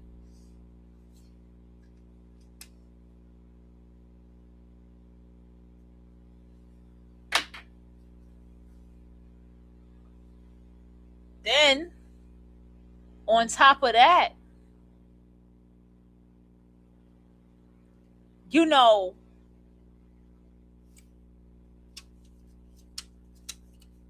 whatever you are aiming for in your life, you will get it. Okay? Whatever you are aiming for in your life, you will get it. Whatever you are striving for in your life, you will get it. Okay? But that is by keeping complete focus, concentration, and riding in that frequency. Because the more and more and more you focus and concentrate, the more conscious you become of the frequency that you're on. If you focus and concentrate on your acting skills, the more conscious you're going to become. You're going to start digging down into classic films and acting classes. Get into the archetype. You're going to start reading the Aeropostale, the Aeropostale papers. And what does it say about being a writer, an actor, a performer? What does he say? Why is this the book that all schools of artistry say that you must read if you're going to be a screenwriter or an actor? You have to dig into all of this. This is what's going to happen to you when you stay focused and concentrated. And when you're so focused and concentrated, you're not going to see people in your inbox. You're just going to put everybody general message. You're just going to start sliding their messages in somewhere else, in another folder somewhere, so you don't never have to see them.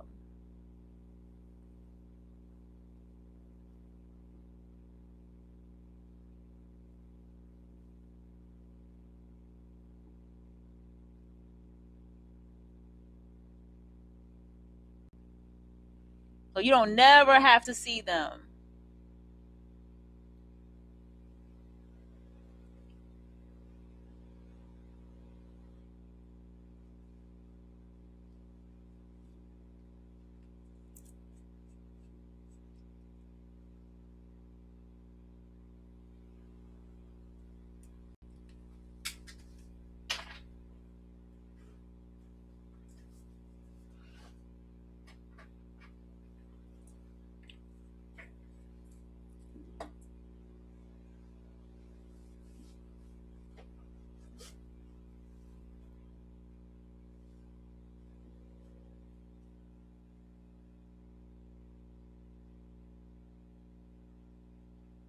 Yeah.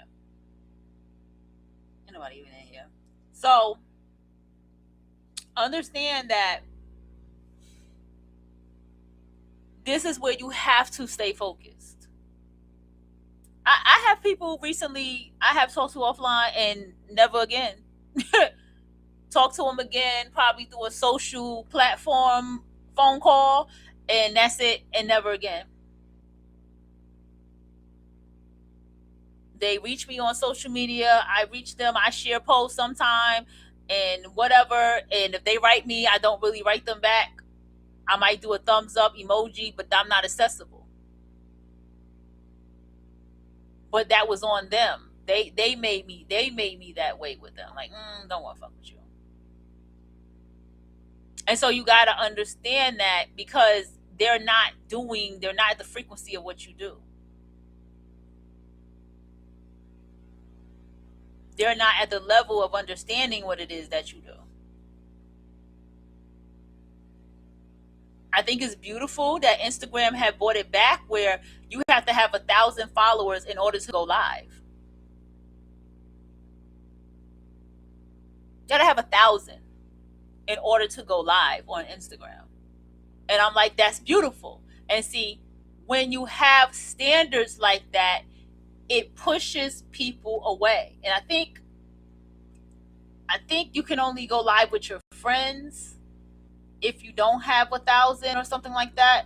But it builds this standard of, if you don't have this, then you can't get to this. Because it also builds the standards of the serious and people who are serious about how they run their pages.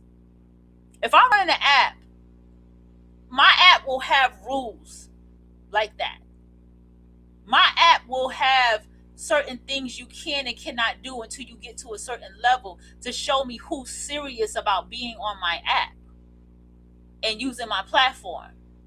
That's what I would do. Steve Jobs knew what he was doing when he made the Apple computer. He built a certain standard and frequency of people who have Apple computers that have iPhones and stuff. He knew what he was doing.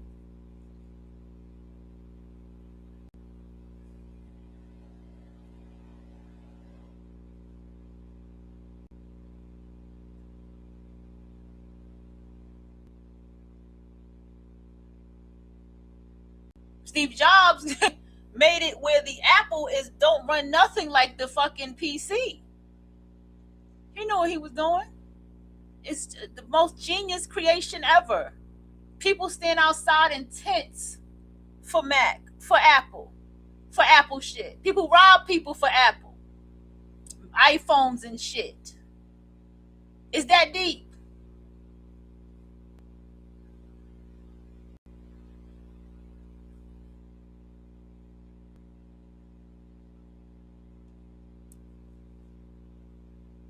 People have also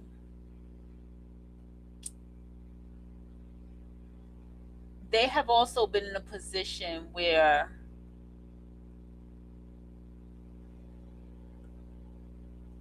I just want you to be careful and I want you to be smart.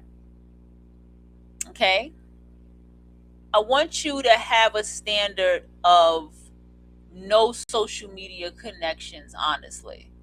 If you don't really know this person and you really don't kick it with them like that, you know what I'm saying? Like, if you already got your online compadres that you have already, that you met, like, and y'all probably will meet soon enough, that's fine.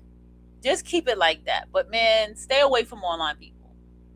Like, literally, like, I'm talking about on some romantic interest dating site type shit. Unless you know for sure this is a dating site that you can, that's worthy of your time and you can do it, I say stay away from it, yo. I think it's way too many. I'm going to be careful with my words here. When the whole trans thing came out, it causes a ruckus. It caused a ruckus. You feel me?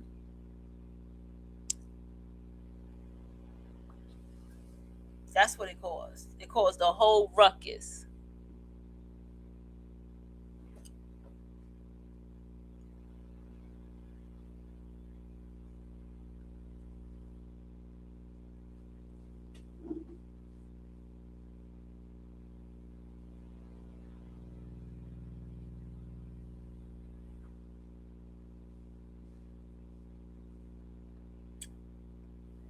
These bitches are weird, even offline.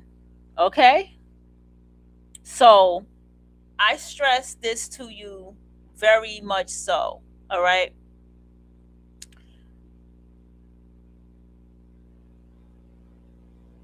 Most people I have observed, I am actually going to show you some videos. Yeah, I'm going to show you some people. I'm going to show you some examples. I think that these examples can give you those of you on tag, you can't see this. But these examples are going to be something to help you understand what I'm telling you right now. Okay.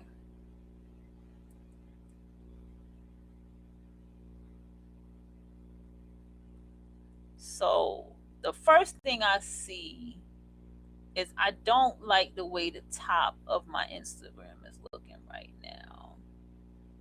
Okay. I'm going to click on a page before I get myself, because I don't want nobody to know my Instagram.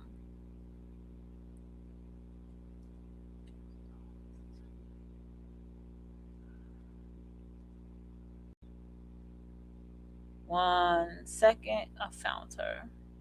I'm going to see if I can find her, if she got her classic videos. But this particular woman right here is the perfect example of someone who literally gets online, shares her work, and disappears. Okay, let me go to her reels. This is like the number one top woman that I can tell you. Okay, so she's now on the Cartoon Network. I'm sure she got rid of a lot of the other stuff she had going on. Is that Cree Summers? Oh, nice. Cree Summers. She's everywhere. Cree Summers be everywhere. Okay. Let me see. Boom. This one right here. I wish she had more videos like this because I watched so many videos with her. I wonder if somebody has it recorded. Okay. I can't play the sound. The fact that I song tells me the year already. 2022. Oh, damn. This is 2022. This is really okay. So you see the style of art that she does here, right? I have that. If anybody's seen my social media. Oh, is it on? If you see my social media, I have 2 of her art pieces like that on my wall.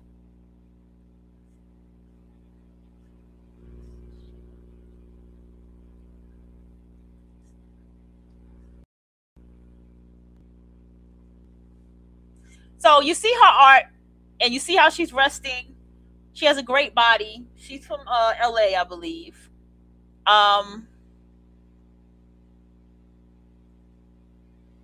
This is her in her zone doing her art. She has done this art on the wall. She has taken this art and done a whole studio, and she has drawn the art on the wall. I am going to see if I can find that. I just wanted to get on her Instagram to show you something. And this is what she shows, and now she's showing her cartoon because a lot of her videos was like this. And I'm showing you all this to encourage you to do the very same thing. When you turn on that camera, present something, show something, right? Write something that's fucking meaningful.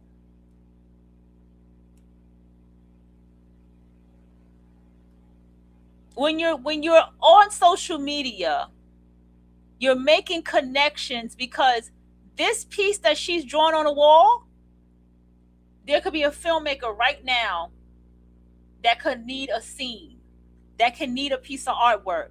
There can be a business that's like, oh, that's the idea of what I've been visualizing, and I found that person. All these weirdos and trolls and all of that, they're only going to get in the way. People in your inbox trying to flirt with you, they're only going to get in your way. I promise you, when you get to know them, they're not going to be shit. They're not going to be shit. And this is why you have to do this as a creative. You have to look a certain way as a creative. And you keep the look that you have so people can know she's not approachable. She's not accessible. She don't look like your average mammy and pick me. She's not accessible.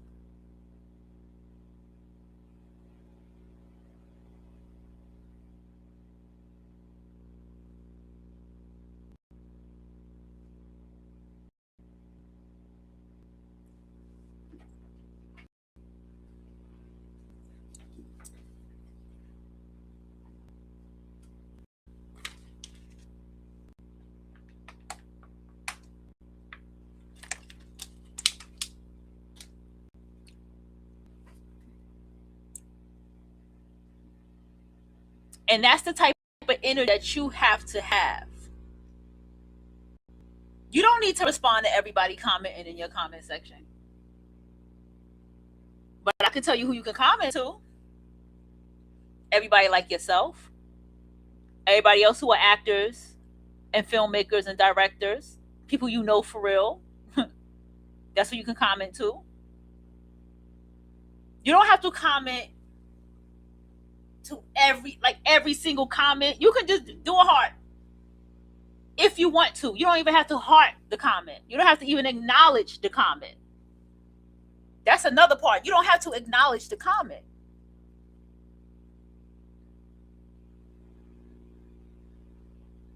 And so when you do that, you also have people who you follow that don't follow everybody. So that means that even if you have certain people that you like their comments, that means that nobody can go behind and try to follow those people to get closer to you and all type of dumb shit. Because you didn't give that leadway. And I know it sucks to think that way, how you have to be. You have to say, I am on a mission, I am doing it, I am getting shit done, I am making shit happen. I want to inspire you. So therefore, I'm going to get up here, do my artwork, do what I do, and everybody can watch what I do, and I'm turning off the camera. That's what Doja Cat learned.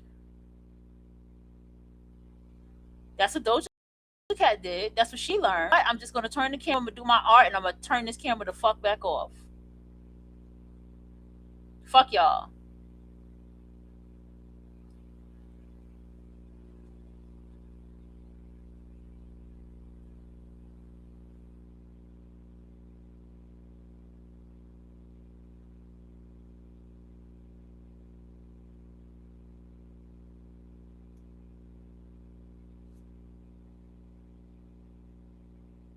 Because people hate, excuse me for the pause, people hate the mere fact of what they would call audacity. And people are going to hate more of the respect that you're going to get. I'm giving you a formula. I sat back and I watched this woman for a long time, watched her, and I watched a lot of other women, and I kept saying to myself, and I kept realizing what happened to me and what was going on with myself, who I was around, and all kind of shit. Let me tell you something. Stay the fuck away from these weirdos. They block blessings. They block opportunities in your life. Stay the fuck away.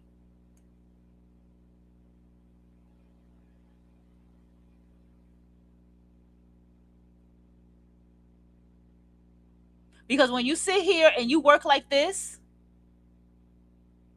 and you let people come into your world of what you work as and what kind of work you do, and you don't sit around and chit chat in the chat room, and maybe you just look and you have boundaries and you answer certain questions that you see while you're in that chat room, guess what's going to happen? The weirdos and the trolls are going to see that. And that's going to have them seething.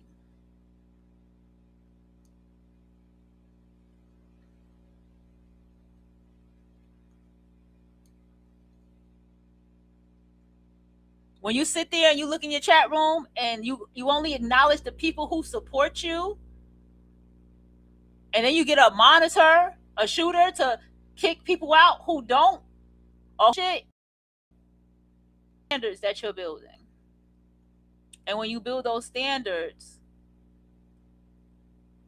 people are going to get upset about that.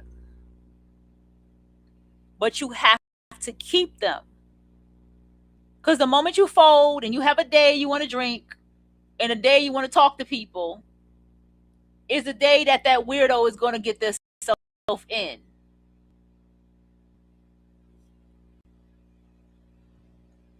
That's the day that weirdo is going to be the number one person that comes around and be trying to get somebody in your inbox bullshit something something something. Okay?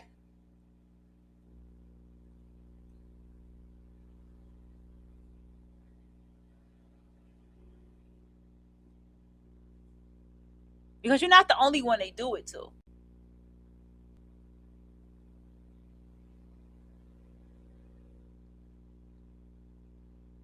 I'm telling you to listen to what I'm telling you.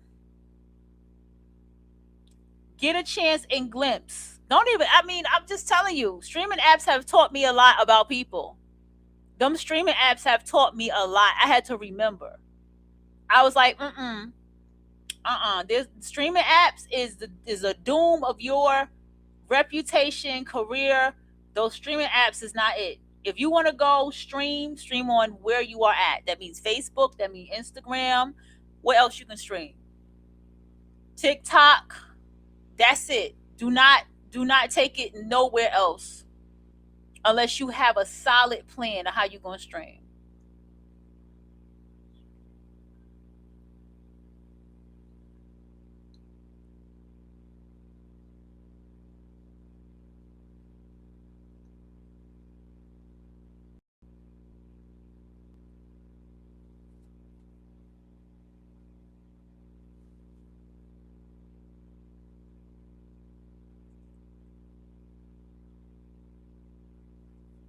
You also need to know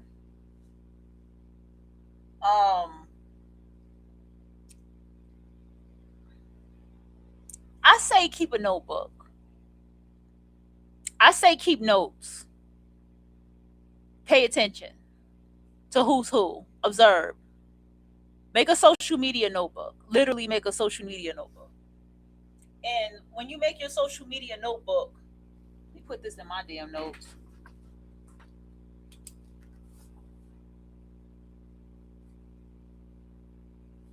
That way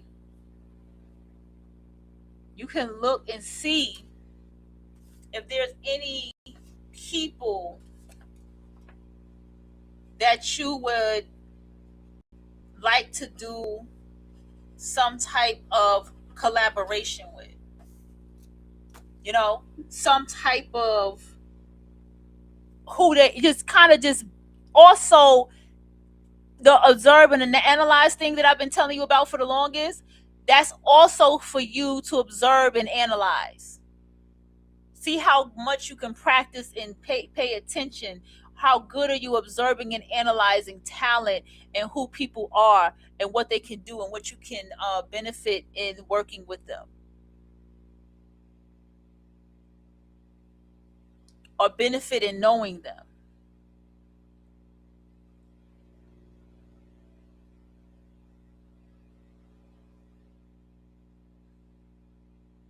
All conversation is manipulation. All conversation is manipulation.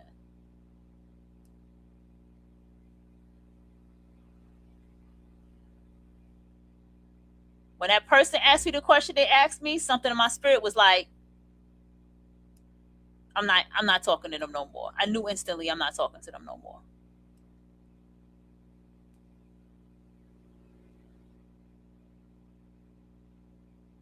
When somebody was trying too much get my attention and coming into their room and I was like, oh no, no, no, not my vibe. Nobody I'm around would give a damn about who's in their room and who's not, and who room they go to and who they don't go to. Because we grown, we don't do that.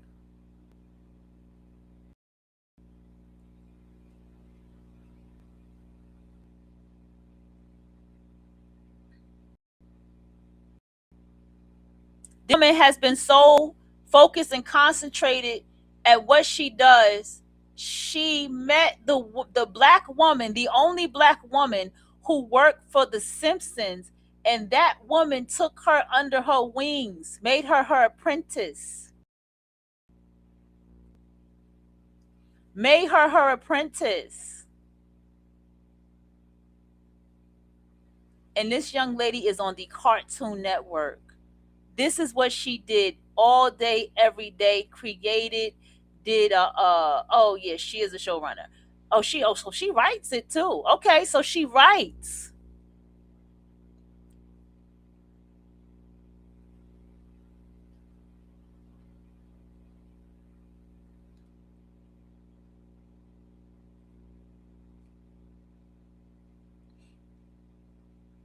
Here's her work. The most organic, raw, like she deserves to be on the Cartoon Network. Oh, she works for Brothers. Okay, we just saw that video. But just look at the level of artistry that she has. Look at her with her laptop. Oh man, I should have got. I had a pink cover for my Mac. I don't know where the fuck is that. I had a pink one. It was so cute. It's somewhere around. I'm trying to be careful. This is the archetype of who this young lady is. Is that a guy she with? This is the archetype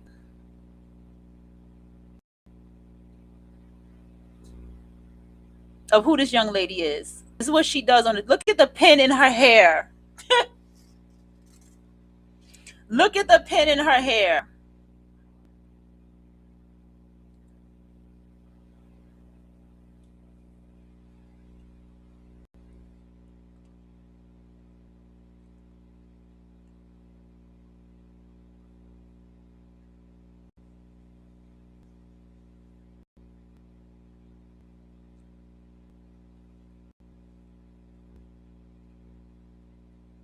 Who is this dude?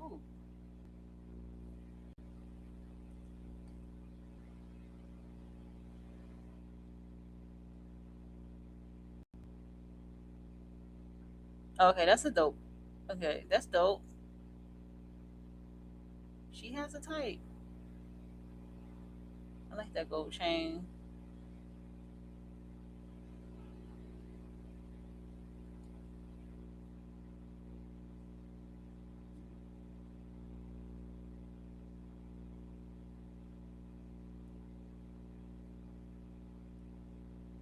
More of her artwork. I'm still here.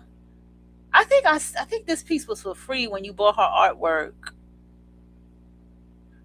I think this piece was for free. I think it was. Hold on. And she's very beautiful too. She's a Libra. She's very fucking beautiful. Okay? All right, so let me get you somebody else. Hold on a second. I showed you her. 1 second. Be right back. I'm here, but just give me a second. That's one person right there that focus concentrated on their work. Here's another woman. Definitely have a lot of respect for her. I have to finish the series that she had that was pretty cool.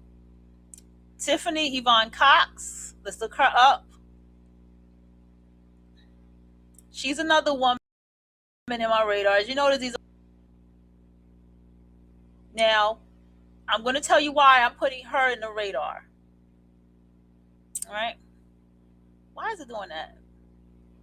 This particular woman here, as you can see from her descript, that she's an actor director and she was on Reasonable Doubt on Hulu. I don't have Hulu. She's a behind the scenes storyteller, TV and film traveler, and a speaker. Okay, I didn't know she was a speaker. Okay.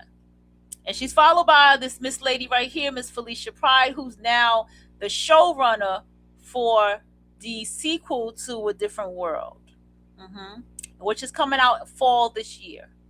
That's what's up. So Unexpected Company is what Tiffany created. As you can see, this is her from Reasonable Doubt. So reoccurring cast. So we see her here. Now, in your case, you all will probably say, well, isn't she somewhat of a D or, a D or C-list celebrity? Well, why would she count in the name of what I'm doing, of what I'm talking about? She counts because she puts in the work. She counts because she put in the work constantly as an actor, as a performer, as a director. So much that she has her own series called Unexpected Company. Okay? Unexpected Company. So here we have this. Oh, she did more of these. I love these. Where she's in the writing and all this stuff.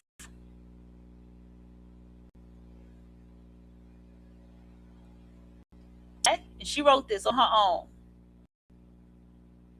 This young lady here in the corner, I actually was on this show here.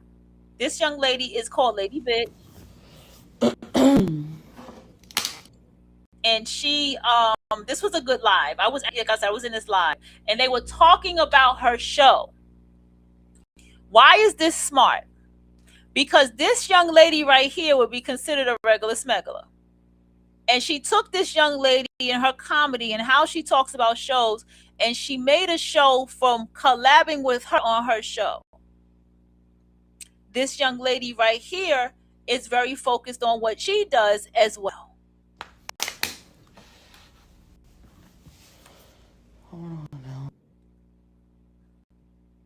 I can show you right now. Let's go ahead and go to Lady Bitch. Uh-oh. Where did it go? Okay, right here. And the topic that we're talking about was very good.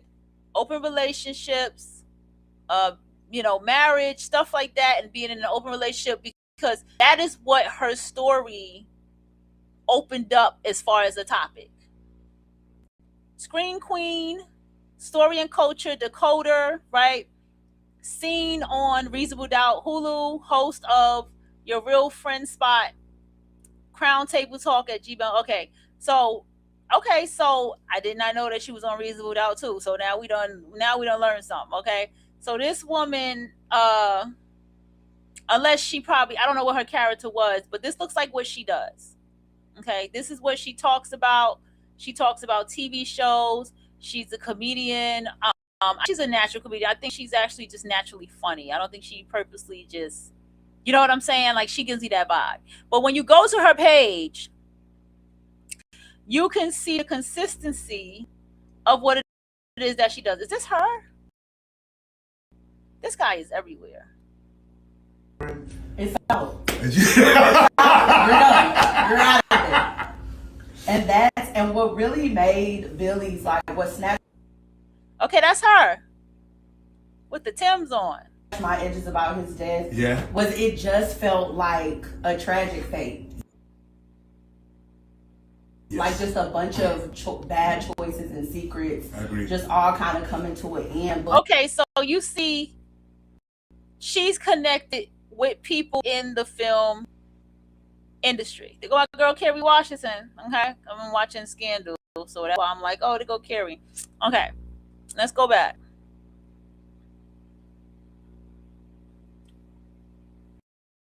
Now, let me help you understand what we're going to do. Now, if you've been a regular person and you have built your brand and you have built yourself up, because I have a feeling that this Tiffany woman was, we all been regular smuggler person, and she got out there and she made life happen for her. Okay, she probably pivoted. She looks like she pivoted into what kind of life she truly want for herself, right? I'm just saying, I'm speaking from what I see here, right? Oh, that piece is so cute on her. I love this fit, and she wears it so perfect. And so what happened is she also made it happen for herself. Okay, on set mini vlog. Okay, so let's check this out. I like the font. Already gave you the time. Take this music out. Okay. So she's studying, fixing her hair, ready for her Reasonable Doubt. Okay, so she's on the show. I gotta check out the show. I gotta check her out. Okay. And these are the people she's associated with. Okay, and then it looked like she was reading a script or book or something. It looks like possibly, yeah. And so is what the weird brain bitch, no significant gender to bitch, is going to see about you. They're going to watch that. They're going to say, whoa, this person was regular smuggler. Now they're on TV. Because this is how their brain works. Now they're on TV. And so then here she goes telling you her regular life. Gotta be careful here. Yes. See? Submitted to 7 festivals in one day, booked a commercial. See that? Life in between, whatever. Had a terrible callback. Applied for 5 grants. Rejected for 1. Long wait to know about the others. Had a great callback. Connection leads to collaboration with Essence. See that? She kept working and focusing, because as you keep working and focusing on what you need to keep working and focusing on, it's going to happen for you. Is that her husband? He's not black. Okay.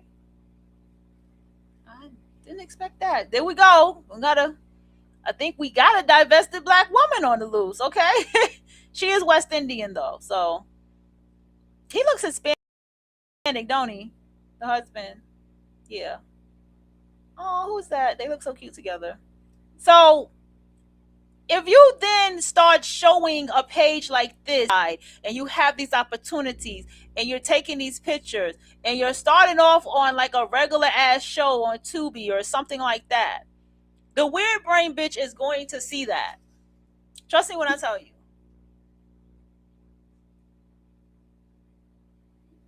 The weird brain bitch is going to realize that,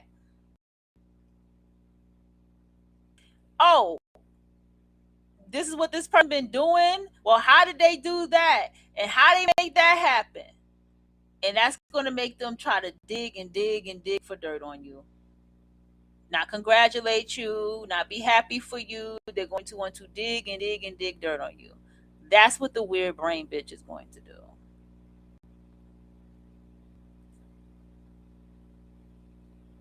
The weird brain bitch, she is also going to, she's going to watch. Okay? They're going to watch your associations. But see, the thing is, you just become, when you put yourself at a certain frequency, you only make yourself become something that is really not easily accessible to talk to. You see what I'm saying? You're not easily accessible to just get to like that. And these are the kind of people I learn from, because it takes to get at this level. It does. It takes a lot of work. It takes a lot of studying. It takes a lot of research to get at this level of life. And these weirdos don't understand that level of work. They think that your work, your hustle needs to be broadcasted. No.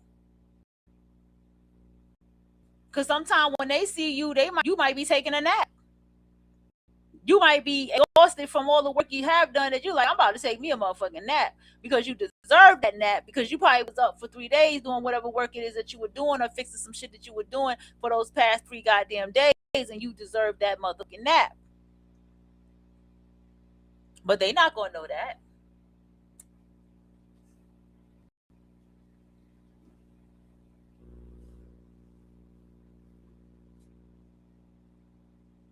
Because what you're doing is you're building a frequency where you don't have to be around these weirdos. Be thankful for the experience with these weirdos. Trust me when I tell you. Be very thankful your experiences with these weirdos. They elevate your life. I promise you they do. They take your life to another level. I promise you they will.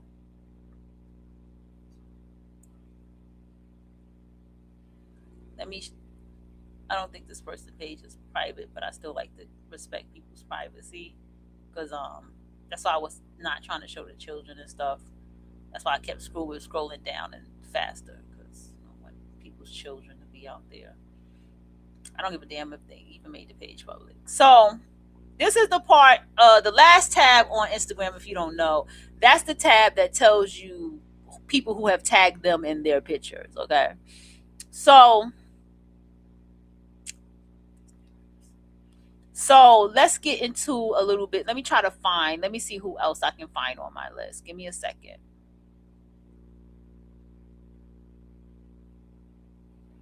Because I can show you some people who, when they do post, they are more at a celebrity level. But when they do post, they only post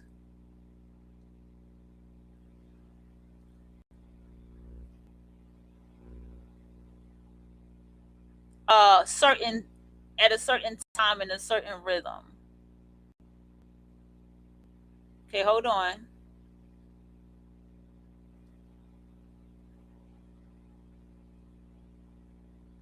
Uh-oh. Hold on. Oh, that's cute. Oh, I like these videos.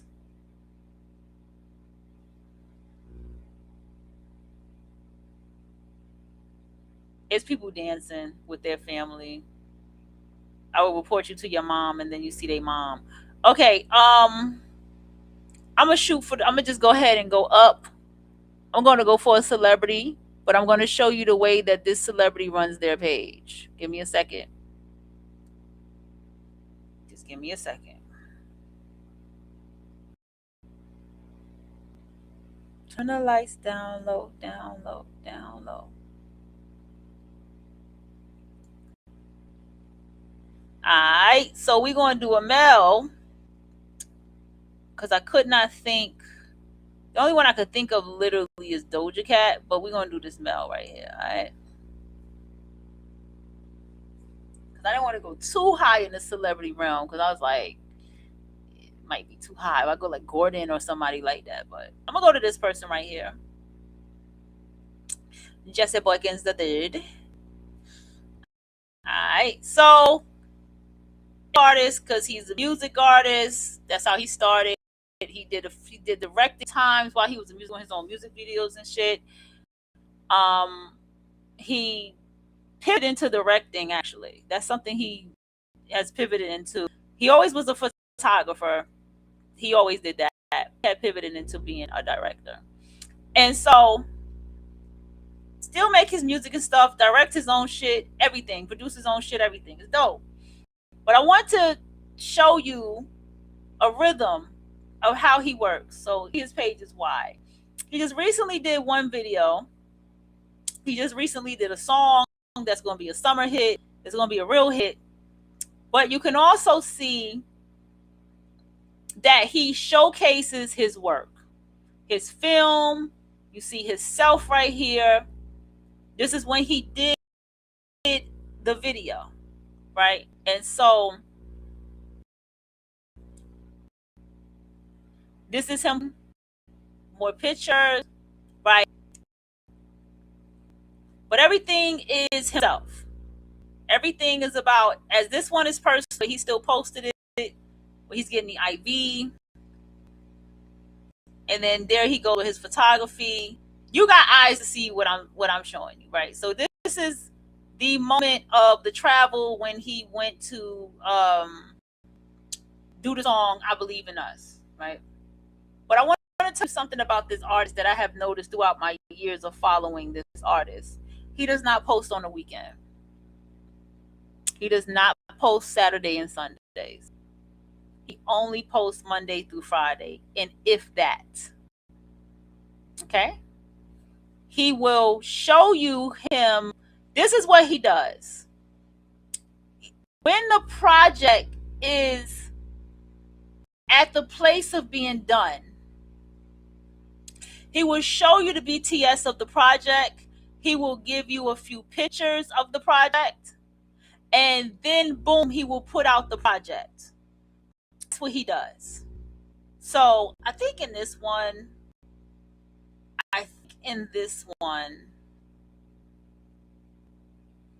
da, da, da, da, da. Oh yeah, I remember this one. This was talking about the story concept Bible. Okay.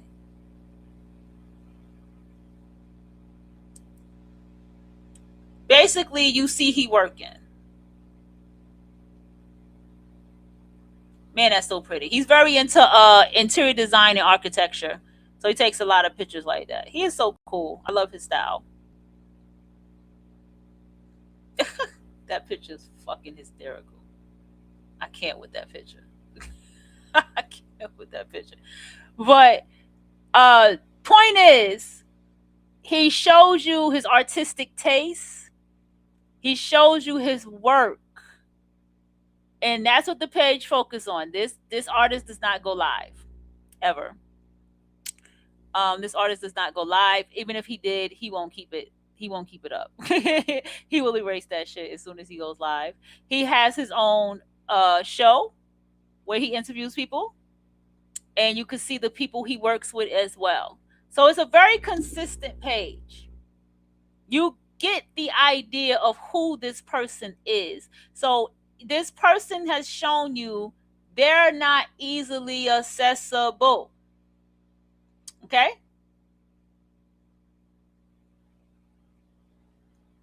So when you present your frequency the same way, this is why you have to be on guard more. Because what I'm showing you is these people who are not at this frequency, the weirdos, they're only going to come to try to make you look other than what you are. You don't even know where he's at right now. You have no clue where he's at. Unless you know where he's at. You have no clue where he's at. You have to build that frequency of, you can't get to me, you can't have access to me. Even if you see me walking in the street, you can't have access to me. So that is key.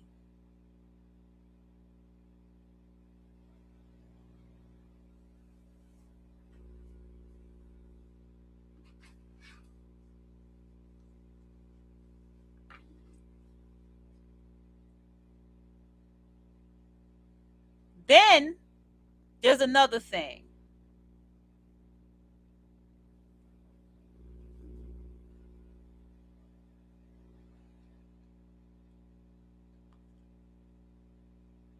When you create your page to be this way,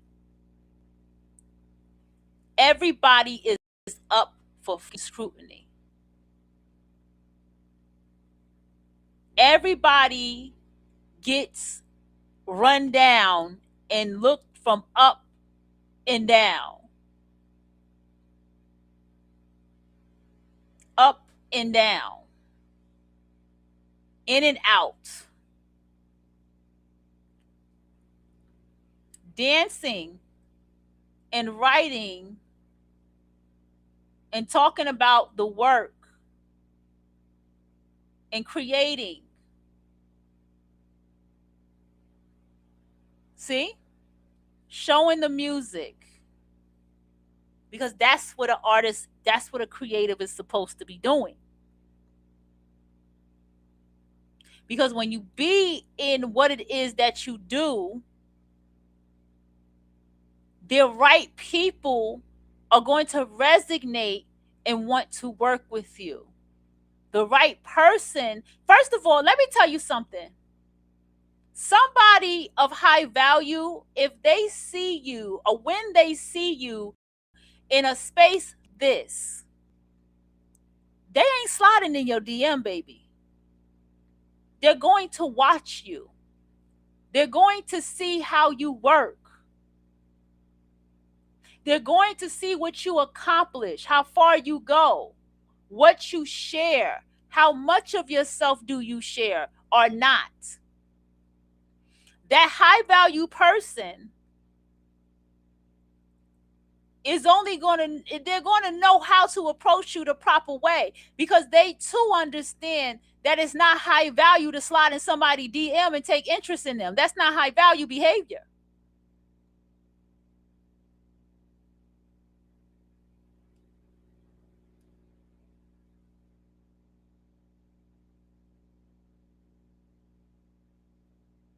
And this is what I want you all to do and understand about yourself.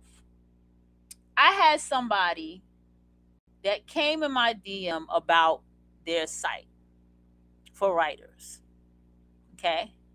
And I went to the site and they were like, and I stopped myself because I was like, how is my stuff going to be protected on this site? Like, I don't feel comfortable putting my stuff on this site. I don't know if it's protected.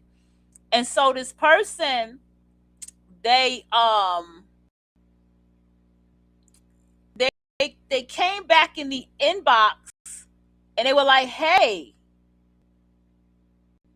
I thought that, I saw that you started it, but you stopped. What happened? And I was like, I don't trust it. I don't trust that my stuff will be protected.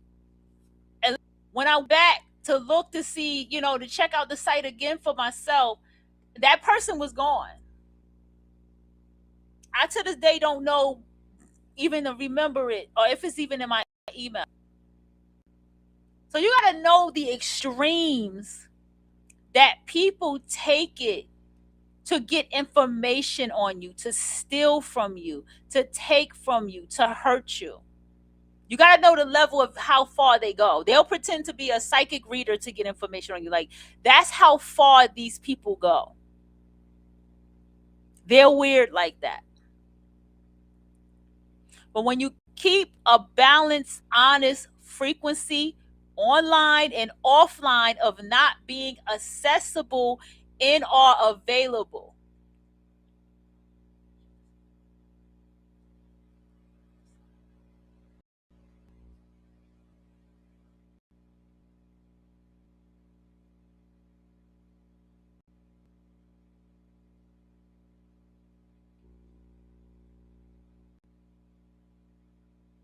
okay? Because when you do that, it gives the aura, the energy, you can't sit with me.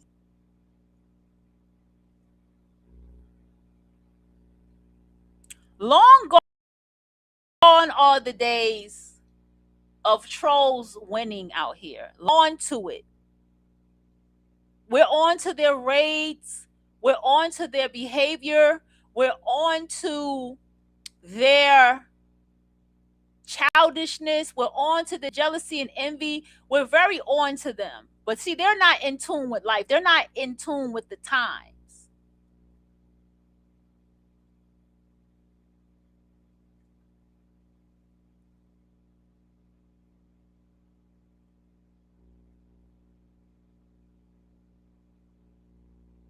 Okay?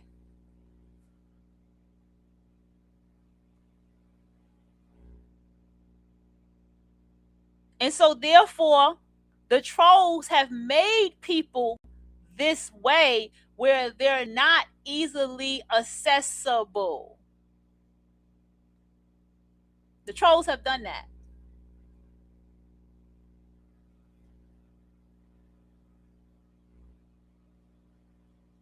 The trolls have made it where people need to watch you from a distance.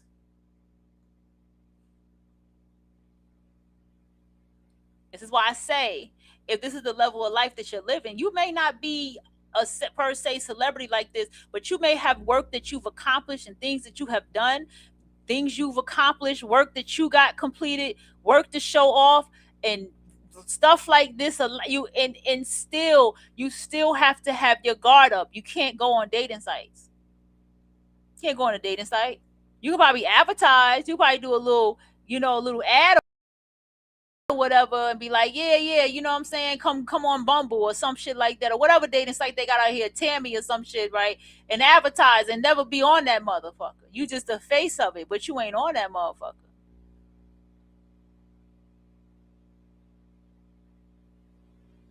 You feel me?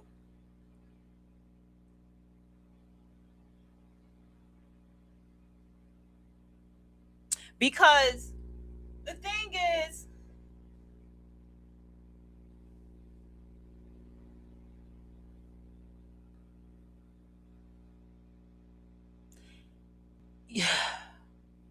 these people have made it this way. Okay? These people have made it this way.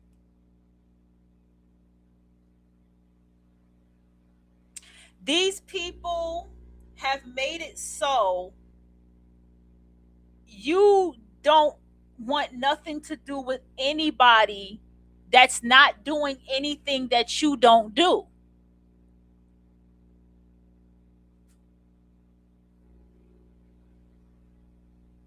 I'm going to show you someone else.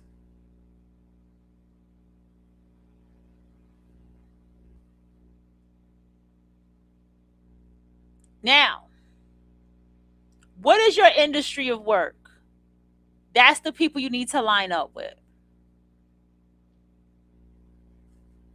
What do you do on a day-to-day basis? That's the people you need to line up with.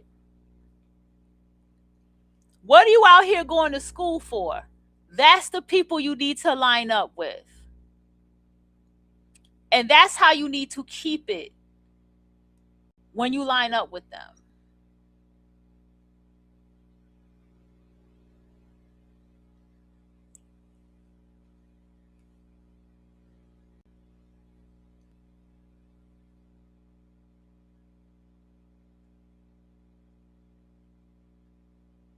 A lot of times,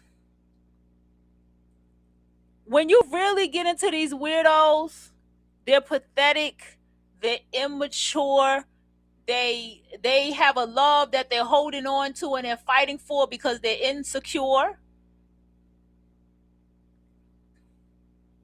They're delusional as fuck in their relationships, and we can all see that they're delusional as fuck in their relationships.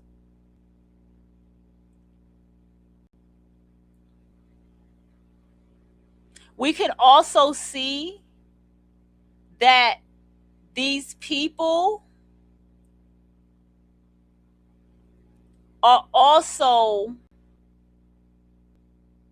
what is the word I'm trying to say? They're not at your level.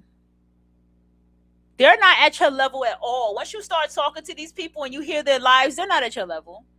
You're wasting your time with them.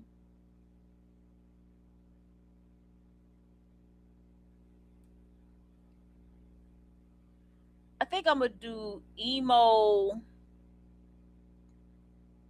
money rich. Hold on.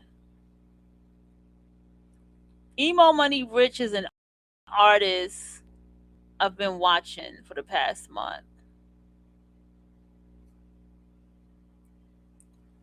Here's something I want to also add to you as a creative. As writers,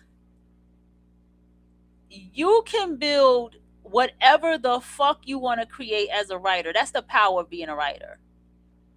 So if you scout people that you want to interview, if you scout people that you think are interesting, that you find to be your type of, like, whatever it is that you are into or however it may be, then you take that time to, get a picture and interview that person, put them on your show. You get what I'm saying? Whatever it is that you got going on. and you build a certain caliber, because people who are artists and creatives, they want that kind of platform. They want to be in a space to be interviewed. They want to be put out there. They want a good writer to write about them. That's what they want.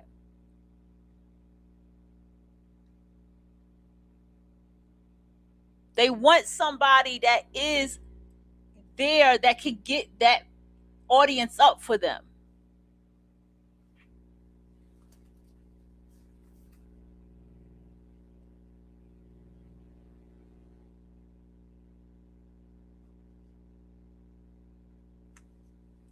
You gotta be creative, because the thing is, you're going to be more creative when you're focused and concentrated on what you need to be focused and concentrated on.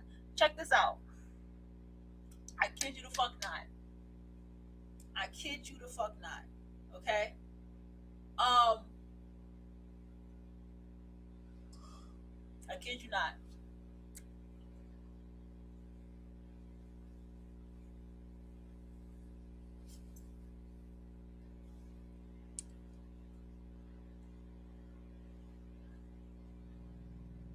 I kid you not, because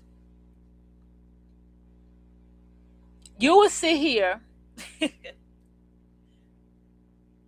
and you will focus on yourself, right? Hear me out.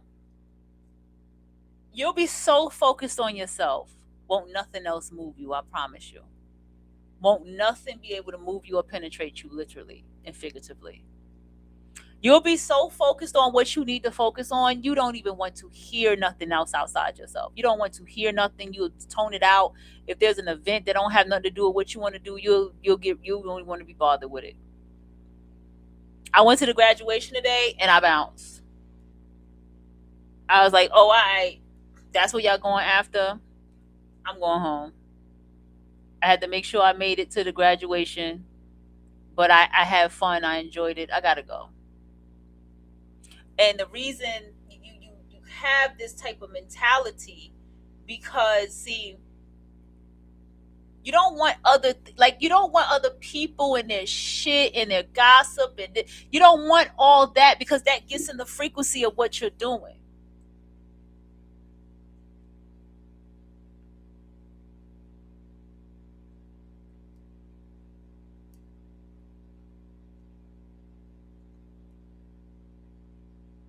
And this is what I'm saying. It turns out to be that when I look at everything in my life, because I tell you, I speak from experience. This is why I talk to y'all the way that I do. Speak from experience. These weirdos, especially for my inner city people, because these out of town people especially, these weirdos have things that they concern their life with that ain't of importance at all. You'll be sitting there with this weirdo and you'll be like, okay, we doing art and stuff. And that fucking session turns into weird conversations about, let's go to this person's live, and this is what happened with this bitch, and this bit, like, it turns into that. And it's like, well, what happened to us doing art?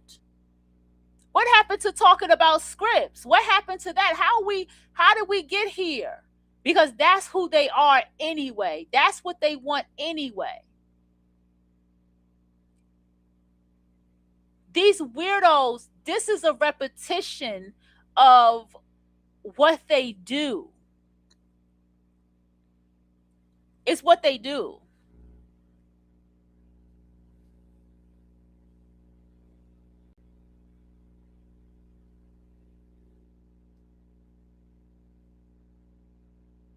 That's what it's about.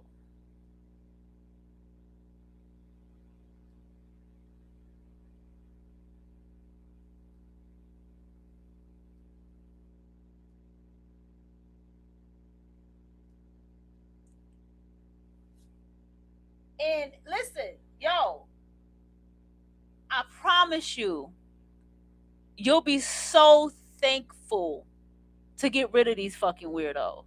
They get in the way of your frequency. That was the weirdest. That shit was so weird when I was on that app and that person was all cursing me out. I don't got time for the phony shit. I'm like, bitch, I don't even know you. Bitch, I don't even know you. I'm at work right now. I don't even know you. I just took everybody and I blocked them. And when I saw that person wouldn't mute them, I said, oh no, you're blocked.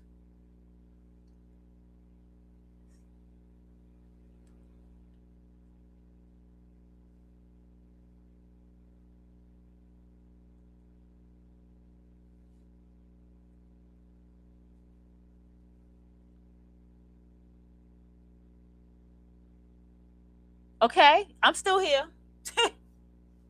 Just that fast. Weird behavior. Me and this girl getting along just fine. Talking just fine. Vibing just fine. Just having a good time. Shorty mad. Like, oh, you like her. This, that. Oh, and that bitch dead now. Weirdos. And she died like a weirdo. Because she was a fucking alcoholic.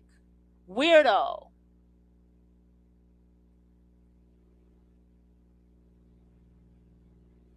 And because of that, this is why I stress to you, you have to start limiting the spaces that you go into as a divine, high value being. Even the jobs you go to, I hate to tell you this, even the jobs you go to, you have to really limit yourself to how you go to work. Last job I had, I was fine. It's just that it was the jealousy got real when I started wearing makeup. Like, it was jealousy got real when I started wearing that makeup. When I started losing that weight. When I was sick like that and I came back and I had lost weight and I kept that weight, losing that weight. And I was eating burgers and all kind of shit and I still was skinny. Okay, you know what I'm saying? And then on top of that, yeah, my walk, everything about me transforming with the makeup and the look and not caring and cutting people the fuck off. Yeah, that bothered everybody. Because you realize that you begin to realize how high you need to go in your life and what you need to do for your life. You realize how much of an entrepreneur you need to be in order to make it.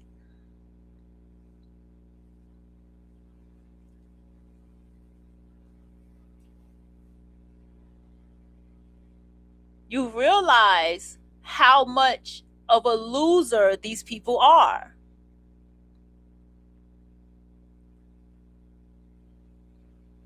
And when you come to that self-realization, your life can move on, love. Your life can move on, I promise you. I'm gonna give y'all a quick commercial. Give y'all a quick music break, and then I'll be back. Hold on. I'll be back, y'all. Where my shit at? I hate when they do that.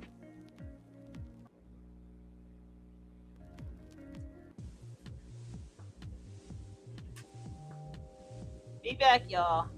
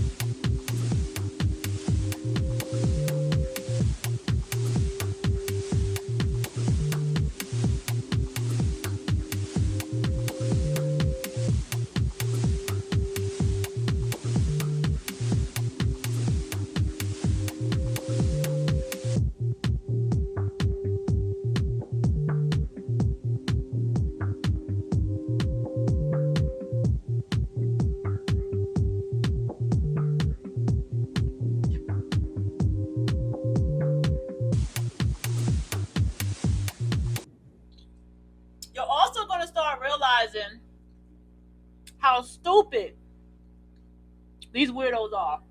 That's the number one thing. You're gonna realize how stupid they are. See, they're so stupid that they try to make you seem stupid, but they're stupid. Mm-hmm.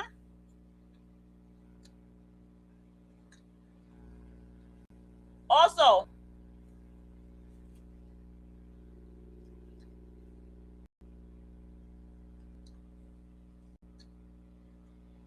this is gonna be a rough one. Because the next question is, well, what about if you're outside and you're meeting people, right? What if you're outside and you're connecting with people? Grocery store, fucking Walmart, your local fucking bodega, deli, all these different places, right? It's like, what about that? You can still go outside and still meet a weirdo, right? But here's the thing. That still is representative of your frequency when you walk outside, because how are you communicating with this person? How are they approaching you, if they even are? What are you talking about? Honestly, once you get your life to a certain frequency, ain't nobody going to approach you. I'm going to tell you right now, you're not going to become approachable. People are not going to approach you. If you really want to hear the truth, nobody's going to talk to you. Nobody's going to approach you. Nothing.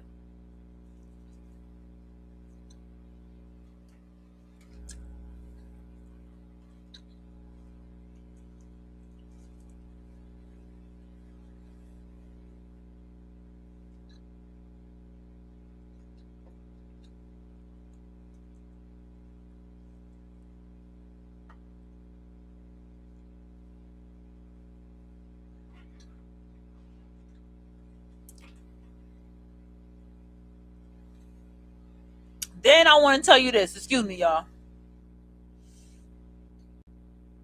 This is when the real work is going to have to get done on your side, because if you are outside and you meeting people and you're purposely meeting them and they turn out to be weirdos, let me give you an example.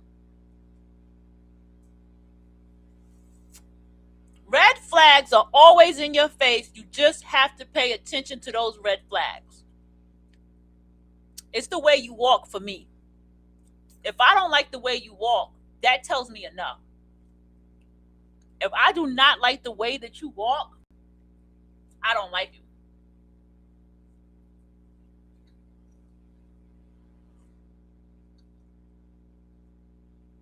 you. Okay? I don't like you. I look at how you dress. I look at how you speak. And other little things I won't say here that I look for intricately with people. Teach yourself how to analyze people. And the Patreon is audiobooks and stuff like that I have in the background that I play. Teach yourself how to analyze people. Teach yourself how to watch people and observe people. Teach yourself how to ask one or two questions when you meet somebody to get into their head.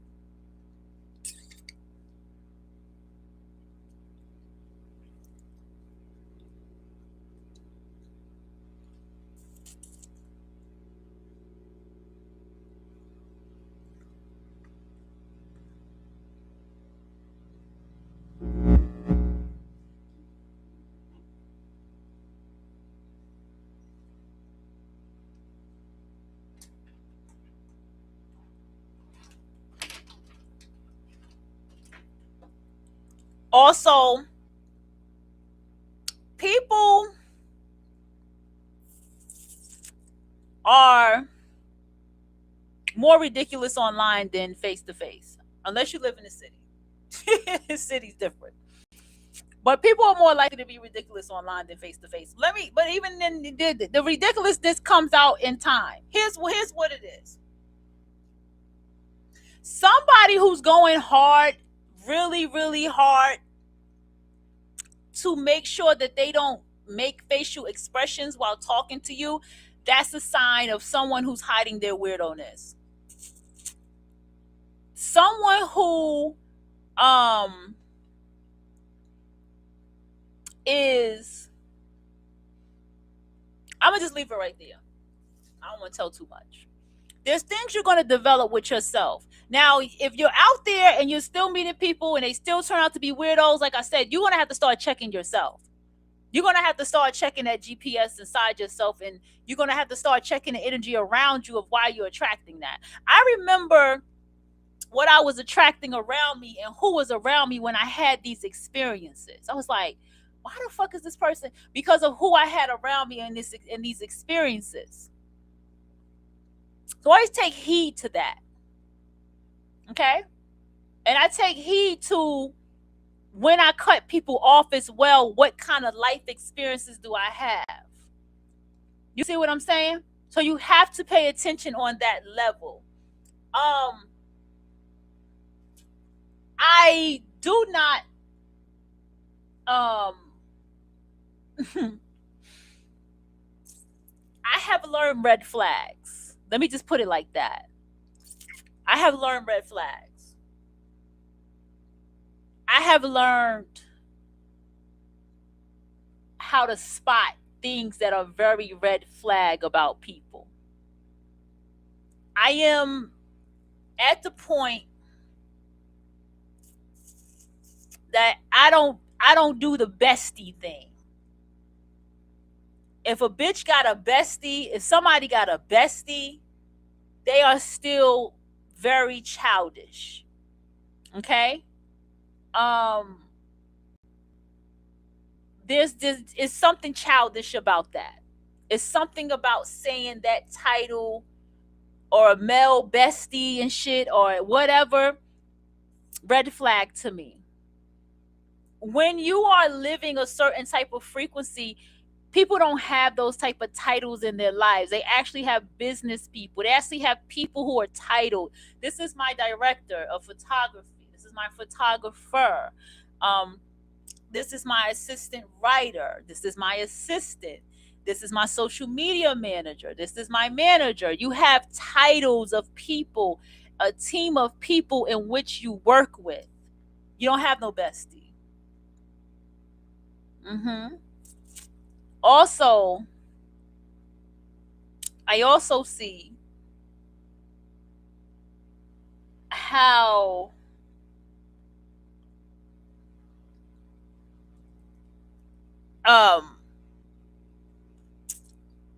it's not always easy, but it's not hard either to go out here and just live your life, be yourself, and find people as yourself.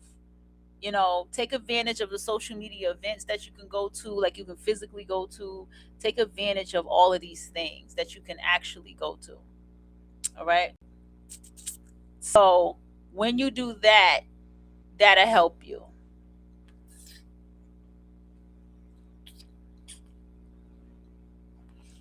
I'm thinking again too of what kind of questions you all may ask me, because I know you want to know what about offline. When you hold a certain frequency, you're not approachable. I'm telling you, people will get like when you hold a certain frequency, you are not approachable.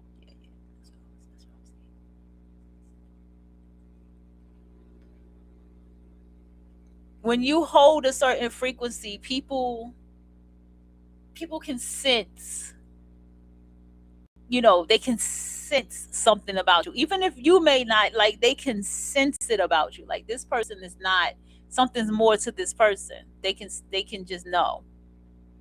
And when you have that, and plus I'm gonna tell you, when you have a frequency of being around people of a certain caliber anyway, you're going to have that. Okay, I'm on sweet sweatpants in a hoodie. You're going to have that frequency of those people around you. Even if you don't want it, you're going to have it.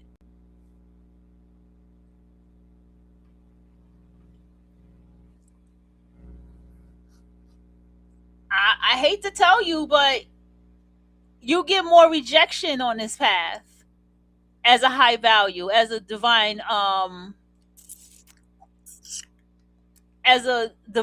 being. You get a lot of rejection.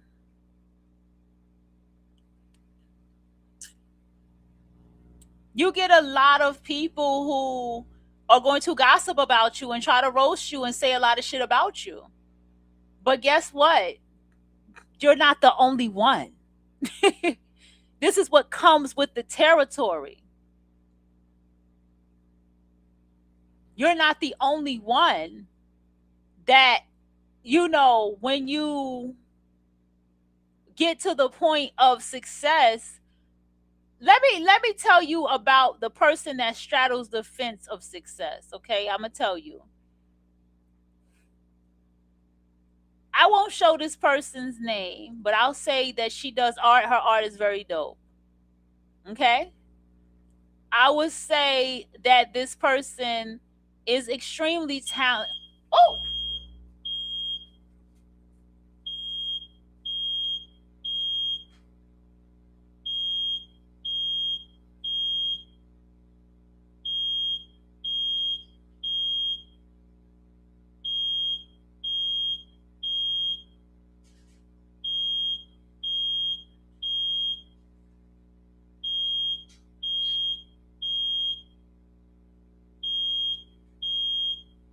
hold on, y'all.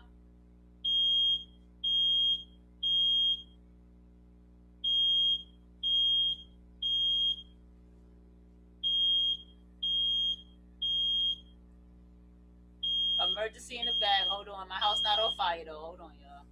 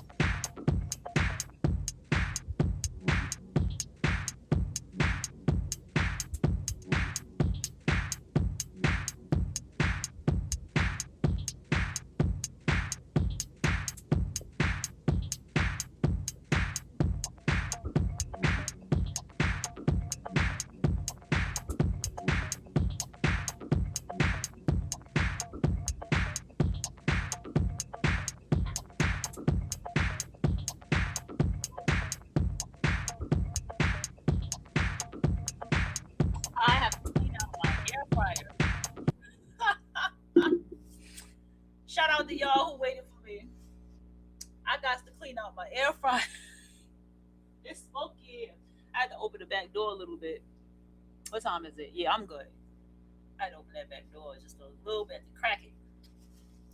Shit. Hold on, y'all.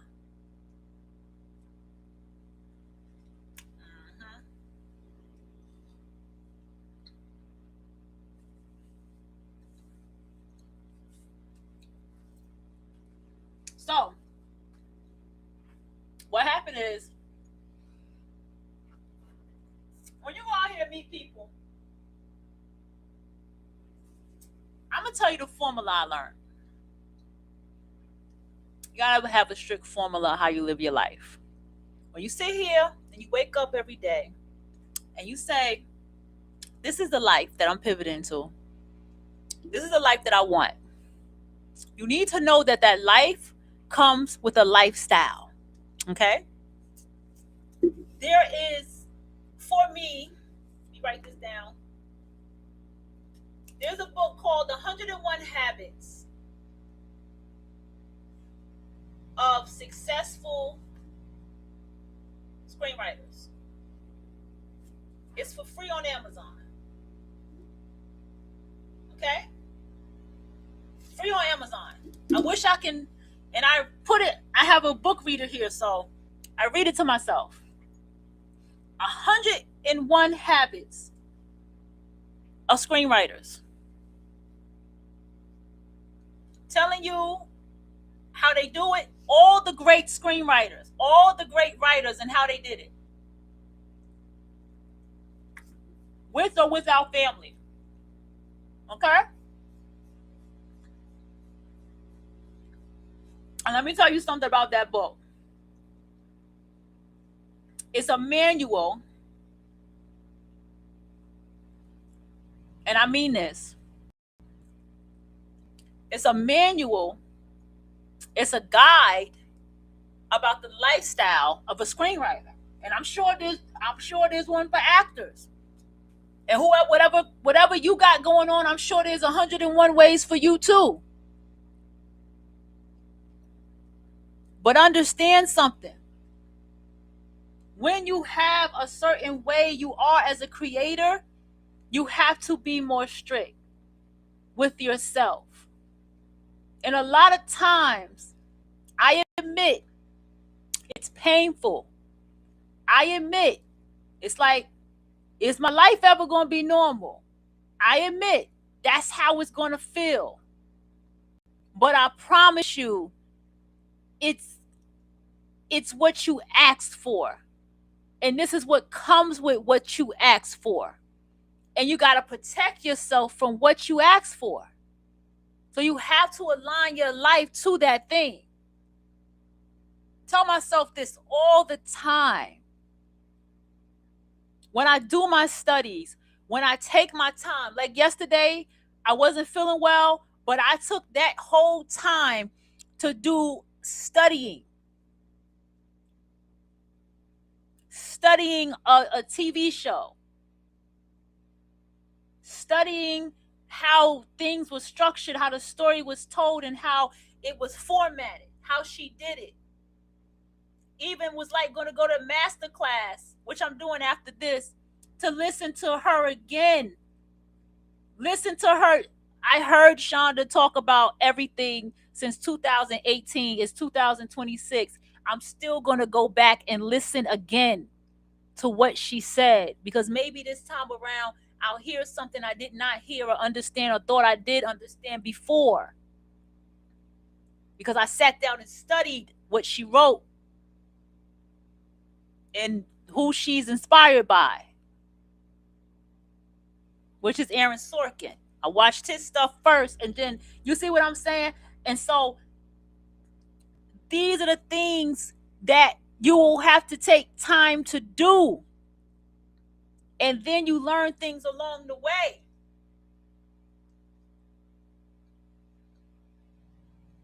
Okay?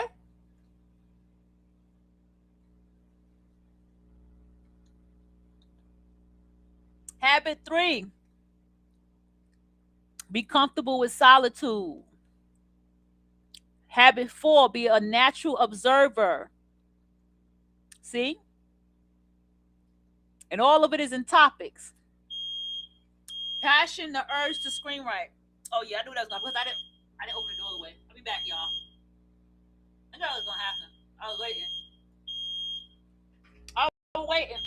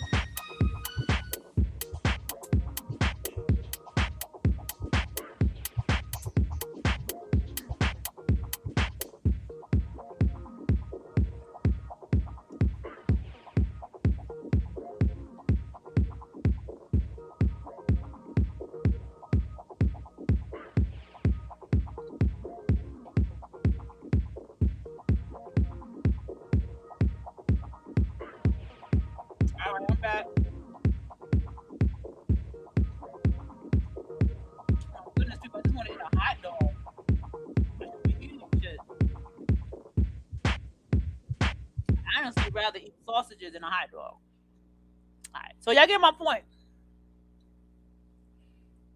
There's a lot of things that is gonna have to be different for you in your life when you make these choices. There's a lot of honing in. It doesn't mean you can't live. I'm gonna tell you the truth. Okay?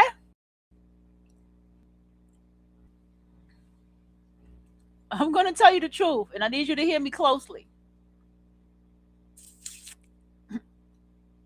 If you have been writing, creating, hosting for a long time,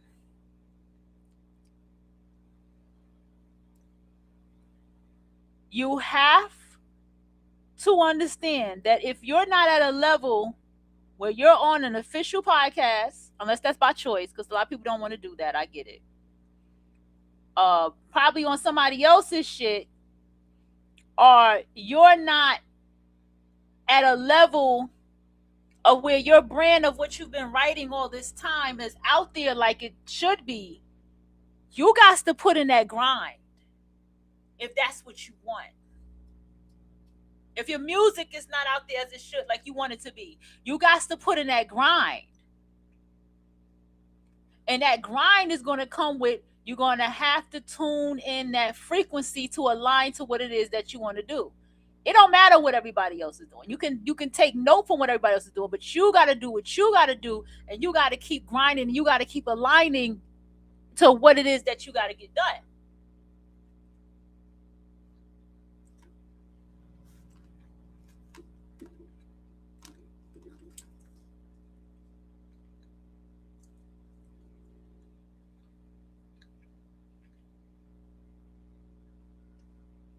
You may not have time for a relationship. Like me. You might be just like me. You ain't got time for no relationship. You can't be with nobody. You can't be in no relationship.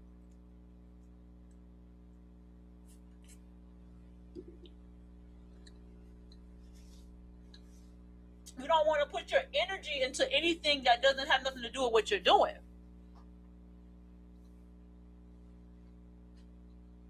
You're looking around and you're building a plan for yourself.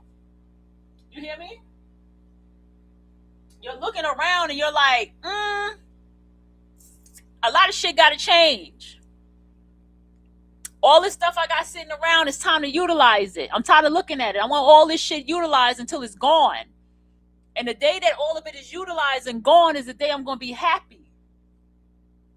Because that means I did work. That means I got the shit done. And I mean I have to re-up on what I've done already. And I'm happy about that. That's how it got to get to your life. That's how you got to build it. Because whatever time you had, you also had more time where people were distracting you. And so that puts you more back and slowed you down to what you could have been or what you could be now. It don't matter if you are an artist right now and you have albums, but those albums are not, where you want them to be. Those books are not where you want them to be. You got to tighten up. That's all it is. When you see people, they're DJing, and you see them DJ, and they disappear offline for a while, and they come back, and they looking good, and they kind of stepped up their equipment, and they stepped up everything, and the next thing you know, bam, they're performing at a fucking festival.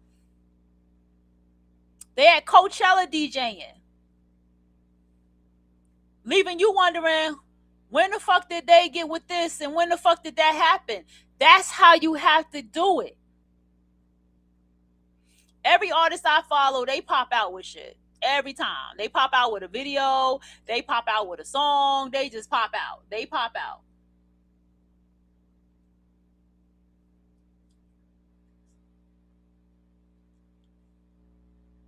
Every artist I fuck with, like, it's like, they be like, here's a sneak peek, and the next day is the whole goddamn song, video, everything, the whole album. Okay?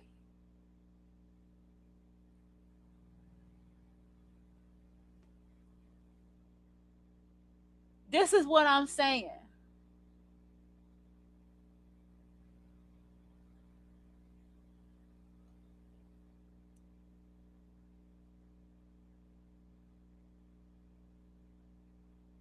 Everybody you see that is making it happen online, everybody you see, they're making it happen. I see the guy who was on the Tyler Perry play. He not in the movies, but he in the plays. And he's a phenomenal singer. Him and his group, they're phenomenal singers. You don't even get this level of people who sing like that. Okay? But he has a thing he does that he markets where it's like this or that. And he's really good at it because he's a good singer. So everybody gets hyped and pulled into it. He's actually funny too. But this man has a chance of really being on TV. I could see him even doing a show and doing this or that with other people. Like, he has a game show personality. That's his personality. He definitely has that Steve Harvey game show personality. But something about that person is still going, and they still have something about them where they can be successful. And I can see that. I know a lot of people who were successful. Oh, here we go again, y'all. Hold on. The smoke is still smoking. I can't control this shit.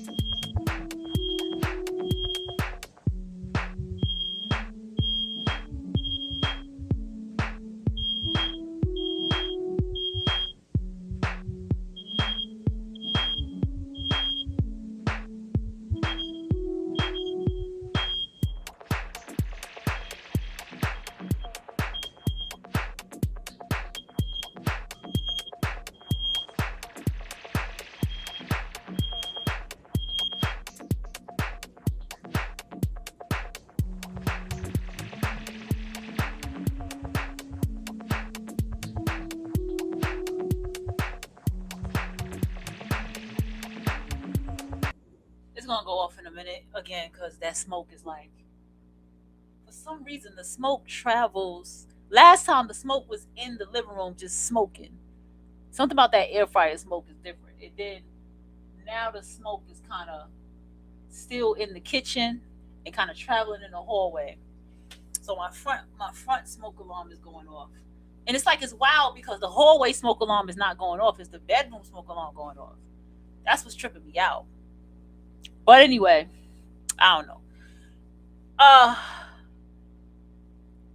What was I saying? Yes. So you're gonna, these people who are successful, see people who are successful, they have done film. I have seen people be in movies, TV shows, albums. But those people still working, my love. Even though they got the celebrity connections, even though they can take pictures with them, even though they have all that, they are still working. Even if their song can get played on a TV show, they're still working. Okay?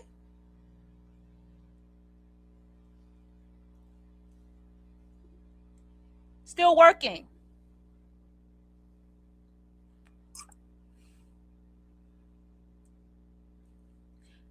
Even though they may have the success, look at Rihanna. She's still working. Everybody misses that part. Beyonce is still working. Everybody's still working. They're just reaping the rewards of what the work that they've done, but even then, they're still working. And that's the key that you need to understand in it all. And if you're trying to get yourself at a certain level, then that's when you're going to have to do what? You're going to have to put in a little bit more work. You're going to have to take that frequency and put the frequency into your work, believing in yourself, saying you are, identify with who you say that you are. That's what you have to do. It's identity. You identify as an actor, and you identify with the lifestyle of an actor. You identify as a painter, and you identify with the lifestyle of a painter. Adele Supreme identifies as a cartoonist, an artist, designer, writer, showrunner.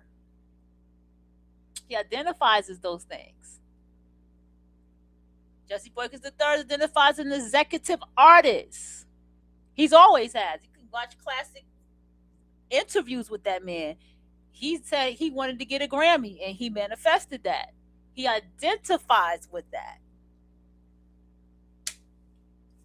That's what you have to do, because that's what the frequency is about.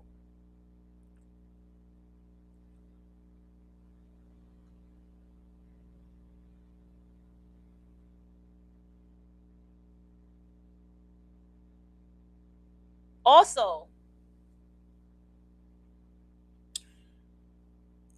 the frequency, the one thing I learned about other artists that I watch, the frequency of them being around celebrities and all that stuff, that's them making connections. That's what that's about. If they connect with a Jesse Smollett, that's on Grey's Anatomy, that's a frequency of connection. You see what I'm saying? That they may not get on a show with Shonda on Netflix per se here and work something else with Netflix, so they might go over here in a frequency and work something with Warner Brothers, or they might end up attracting some other executive producer, something, or director over here to help them that they can work with. That's what happens. That's what the celebrity frequency is all about with these people. But they still do their work. A lot of these artists say, like, I say this to you all the time. Be thankful that you can work a 9 to 5 and still be an artist and still be a creative. Because there's people, they can't go work a 9 to 5. Even if they would love to go be on somebody's job, they can't go be on somebody's job. They can't do it because of who they are, their lifestyle, and their status. And this is why, as a person that's creative like you get the problems you get at your job, because though you may not necessarily be where they are at as far as the work and the resume, you still, frequency wise, you do sit at that status, because that person, you know, that frequency that you hold is what gets you so rejected by people, because of your frequency. So you have to be mindful of that about yourself. That's why you go through what you go through as a divine being. That's why you have odd life experiences with family members and all kind of shit as a divine being, because it's your frequency.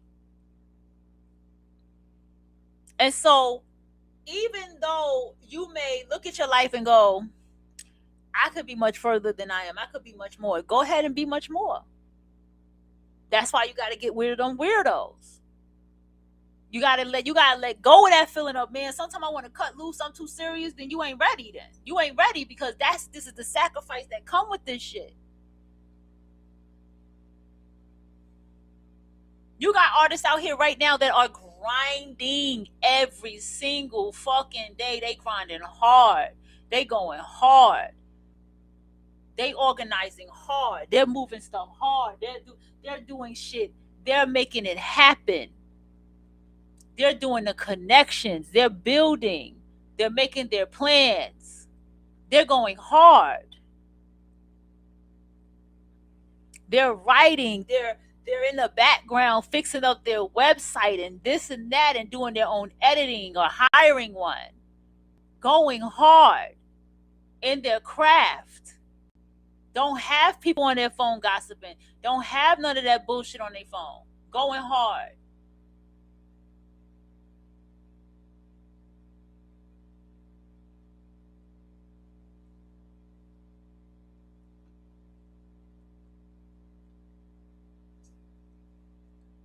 Going hard.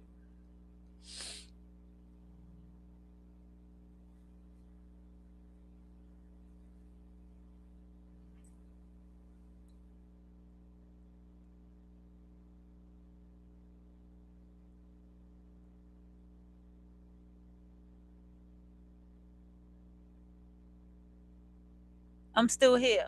Now, another thing. For all you people that want relationships, I'm just shaking my head. I would just tell you,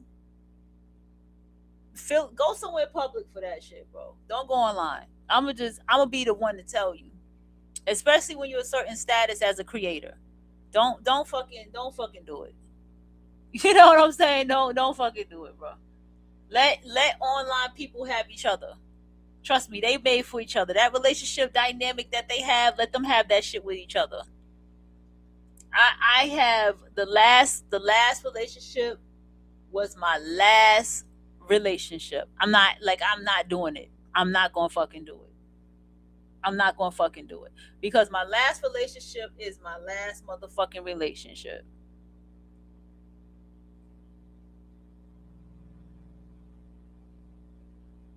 Because I was like, nah, no. This is all a distraction, I'm telling you. Like, you're gonna start realizing like shit is a distraction. And I remember when it was Felicia Pride, and before she announced what she had announced, she was talking about her pivoting, and she was telling her story. I'm sure I told y'all this before. And she was talking about everything she accomplished, right? And I was like, oh, she about to do something. She about to do something. She had one video, she was like, she had like all these audios that I would listen to on her Honey Child and stuff. And then she had one video where she was like, gotta move in silence. Shh, gotta move in silence. I was like, oh, she got something coming. I could feel it. And when she had a different world sequel coming, I was like, oh, shit. That's what the fuck I'm talking about, because I could see somebody like her doing that. So, and she also has her romance book that she's written as well. And so she told her story. You know, she told her story of how she got cut off by family members and friends because she moved to Atlanta for what she wanted to do for herself. Like, people were literally mad at her and cut her off because of that. And look where this woman is today. I think she went to LA for a while and she went back to Atlanta again.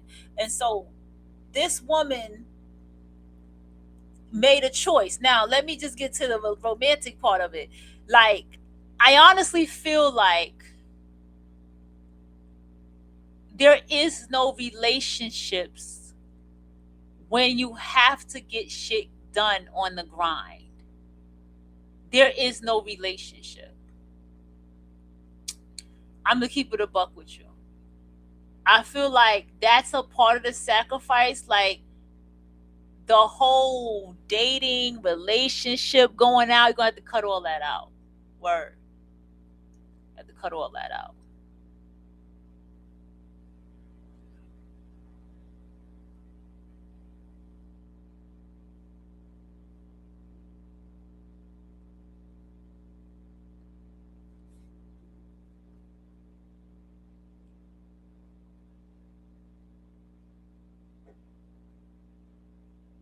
And then also understand that,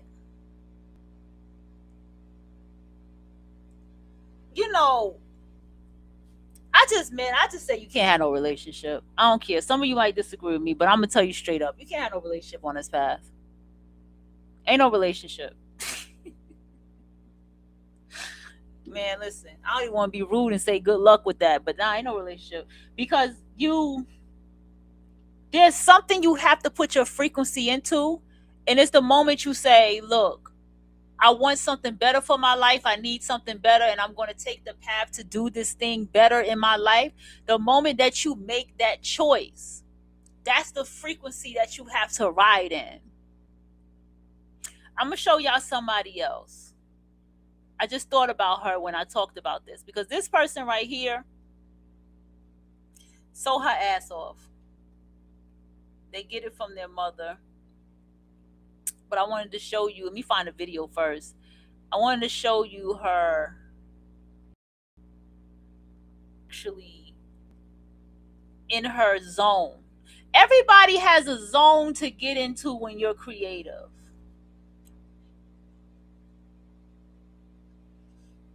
Everybody has a zone to get into when you're creative. Oh, good. I found it right away. So, this is her sewing.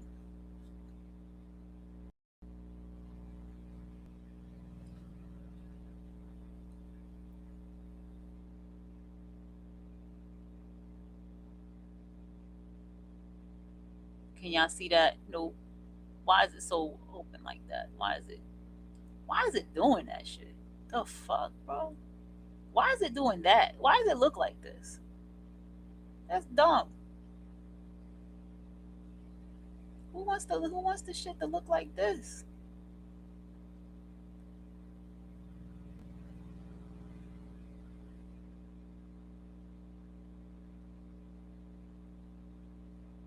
Bro, can y'all see her sew? Because I'm pissed. Why is it not doing the double joint? Hold on. Let me see if I can just make it big for you. Alright, there you go. I've been trying not to show people's Instagram tags and shit like that. But let me just go ahead and get with it. Because I can't see myself. Because I gotta see my microphone. God damn it. Alright. So we got somebody sewing. Y'all can hear me. I'm good. This is where she lives. This is where she lives. This is the life I choose, or rather, this is the life that chose me. Very inspired by Jay-Z. Very fucking inspired by Jay-Z. So much that she's fucking working with Jay-Z and Beyonce. Okay? Because she was in the frequency of that music. So this person constantly working.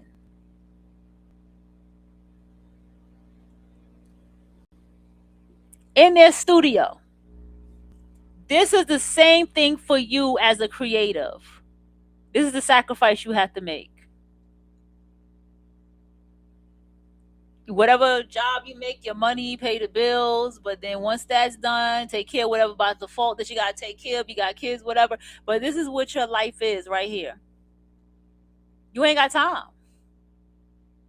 That moment that person want to take you out on a date is the moment you could have wrote down a script idea, or you could have sold down a design. In that moment. Let me show you something else.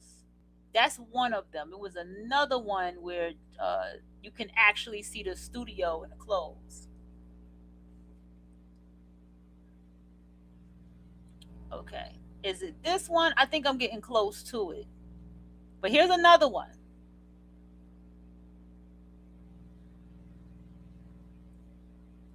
Sewing again. Look at that sewing machine. You will invest into your arts and crafts. You will invest into your arts and craft. That's like a goddamn mechanical ass sewing machine. And she understands the mechanics of how it works. See?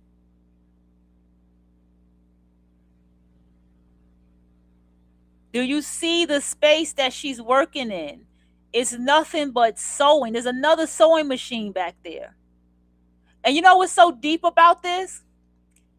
This might be a space that she can rent out to sew. This might be a space that she has to pay by 2 hours or an hour just to get some work done. But the beauty of why you walk the path like this is because you go and you get that shit done. I wasn't feeling well yesterday, but I laid in that bed and I studied that fucking script.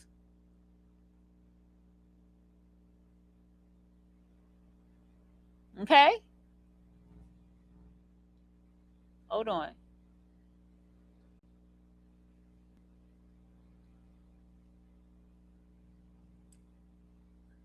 That looks like a pop-up show right here in the corner.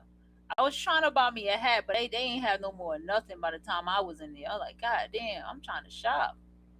They ain't have shit by the time I got there. This is by that artist. I remember this artist. I used to follow him on Facebook.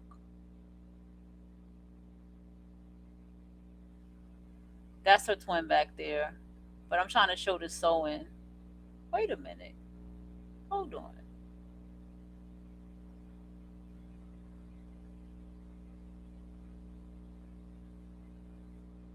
It's that shirt for me. I literally, wait. It's so funny because it's a shirt that I have on my screensaver. And I was like, I want this shirt. That shirt like $300. But I was like, yo, I want this fucking shirt. This is a nice ass button up shirt. And it's Japanese cut too. And it looked like, is that shirt? I can't even turn on my phone to see. God damn it. I feel like that's that shirt. The universe is funny, right? Alright, so I'm trying to see.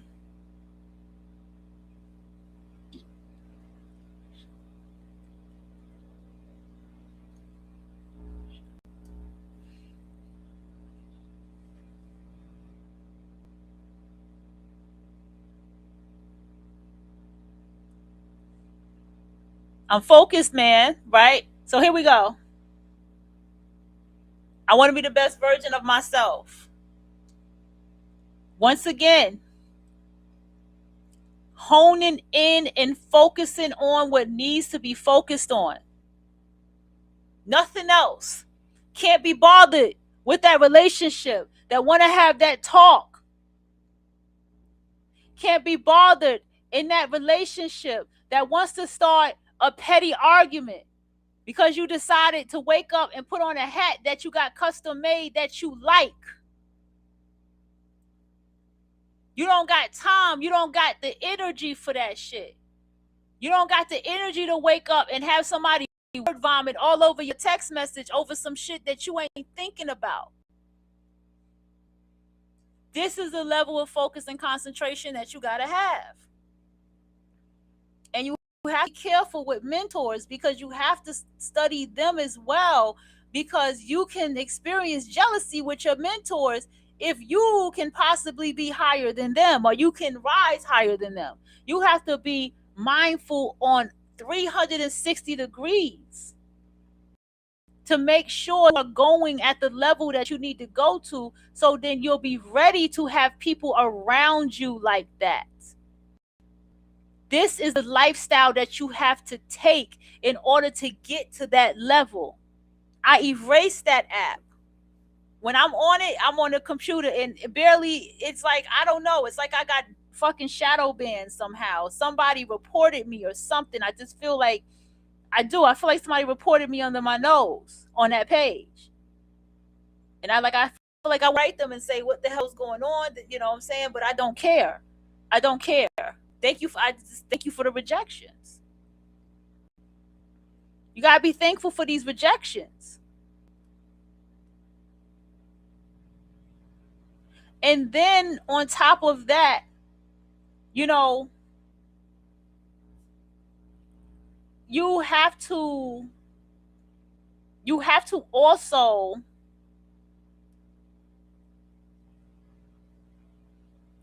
you go through these experiences because you begin to appreciate the experience. You know what I'm saying? You appreciate the experience.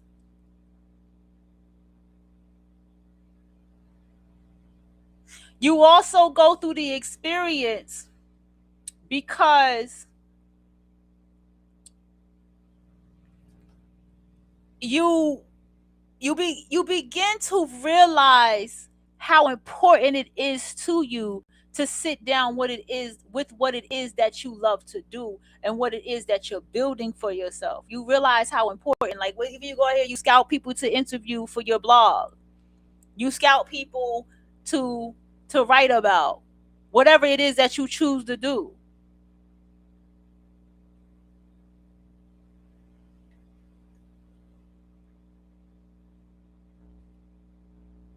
Let's get another closer. And you'll have confidence in your creations. Trust me when I tell you, you'll have major confidence in your creations.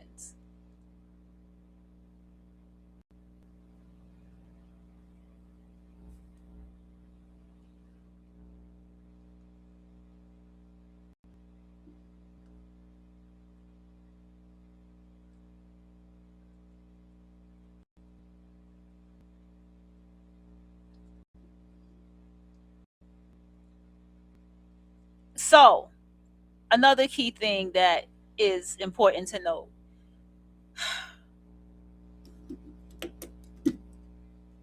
I tell y'all all the time, nobody's worth it. Okay? I tell y'all all the time. Hear me out. Hear my 41-year self out to you. To any of my young listeners, nobody is worth it. That relationship won't be worth it. That friend on the phone with that gossip won't be worth it.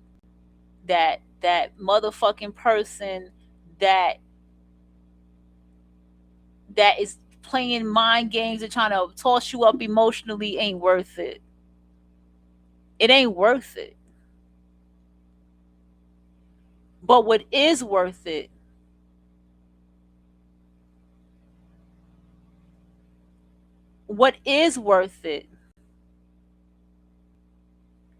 is what you do for you.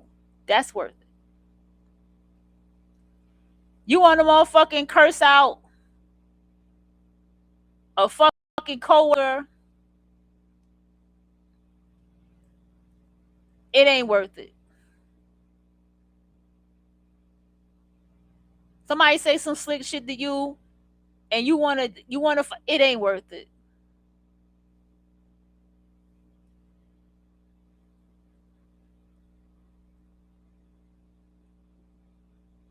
It ain't worth it. It ain't worth your time. It ain't your energy. It ain't worth being on your mind. People are going to be weird. People are going to act weird. They're going to continue to be weird. I told y'all. I accepted the reality of my life as a childhood. Weirdos. But that's me. I was like, this person is a fucking weirdo. They're no different than these weird bitches. They're my family, but it don't mean nothing. That's a weirdo. You're not acting no different than any bitch that's jealous of me for no reason. And it makes it worse with you because you're supposed to be my blood. You're a weirdo. And so that's the way that I move. If you are sitting here, and if you're guilty of this, you can admit this to yourself because you changed, right? If you are sitting here and you're entertaining and talking about people online as if they live in your fucking neighborhood, you're a weirdo. If you can sit here and know everybody's business from online and can tell me because you talk to them behind it, you're a weirdo. And that's just the facts. And so if you're going to be a weirdo, you're going to walk outside and attract what? More fucking weirdos. If you fucking see a bitch with fucking makeup on and you're trying to look at her to see if she still have on makeup, you're being a weirdo. You're a weirdo. You're a weirdo. And that's just what it is.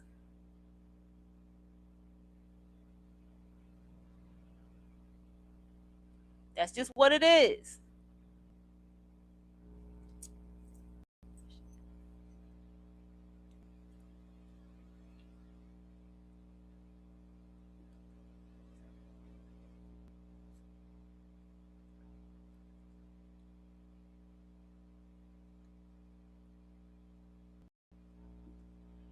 Listen. And the only way that you're going to get away from that weirdo ass behavior is you're going to have to pull your frequency away from it. You're going to have to. But the way you do it is by how much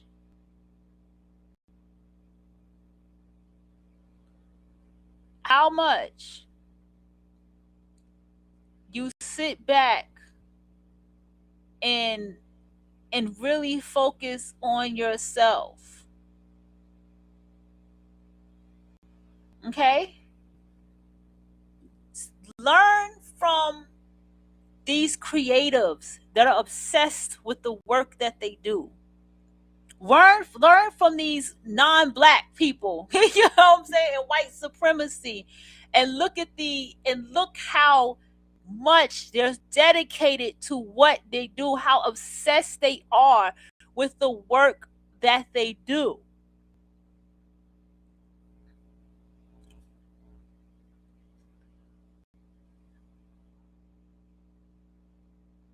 Look at that.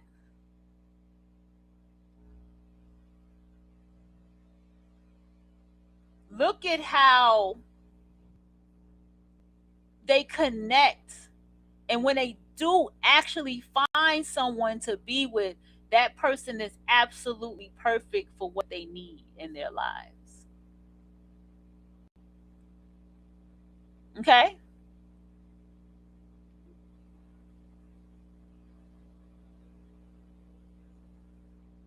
That's what they need in their lives.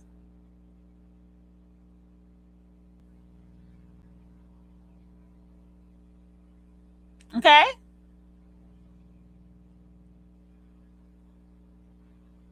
Because, yo, I don't have to keep beating a dead horse. I give myself 6 more minutes on this shit. Because the smoke alarm took up my time, right? You, A.M Show, the goddamn afternoon show, right? You have to, man, listen. I'm trying, I know I'm on YouTube and I'm trying to just be as cordial as I can be, because this can fall into the line of crossing the line of YouTube guidelines because of what I'm saying here. And that's what's causing me to pause like this while I'm talking to you, because, like, if you want the raw wisdom, like if you want raw, real life wisdom that I have learned as in my 40s, is this. Trust no one goes deeper than trust no one. It goes deeper than that whole trust no one, because there's people that people trust. They got to be honest with yourself. People got a friend that they trust. People got a family member they trust. People really got family members that they trust. There's some people who I really go by trust no one. I really live a life of trust no one. Okay? That's why it's so easy for me to cut. See, I'm loyal to nobody. See? You have to accept the reality. This is raw wisdom for you. You have to accept the reality that you are not going to be liked for doing what it is that you do. You have to accept the reality that even people who may be doing what you're doing, depending on the frequency of how you do what you do, they may not like you. Okay? You have to accept that. You have to accept the reality and the wisdom that there are places that you may not be able to put yourself into because of how your frequency is. It may not be okay for you to be in a Facebook group. It may not be okay for you to connect, respond to every comment on your Instagram. It may not be okay for you to do that. It may not be okay for you to take that neighbor's offer to go to a party. You may not be okay for you to do that. So you have to live your life so dedicated and focused to what it is that you want to make happen for yourself, that nobody else matters. You get what I'm saying? Nobody else matters.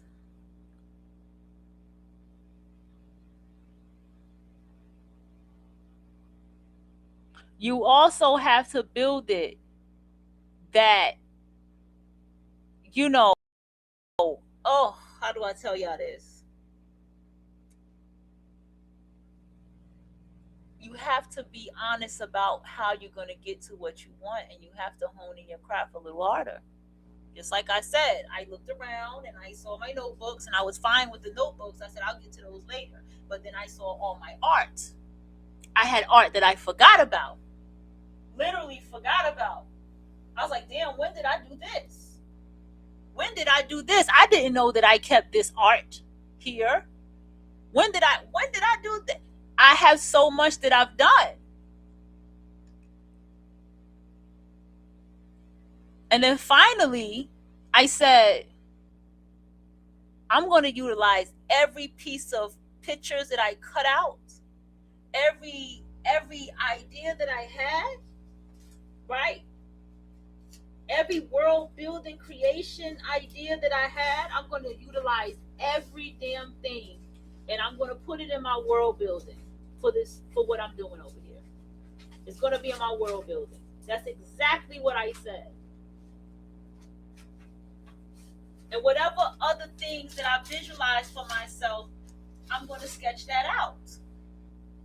You understand what I'm saying to you?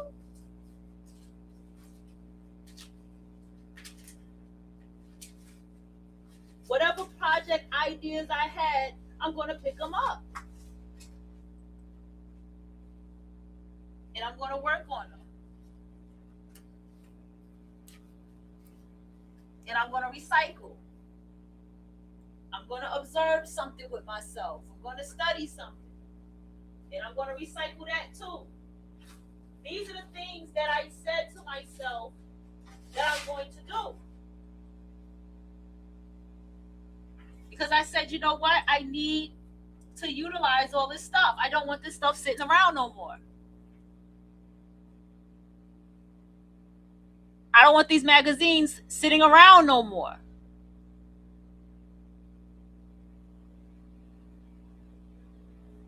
Okay?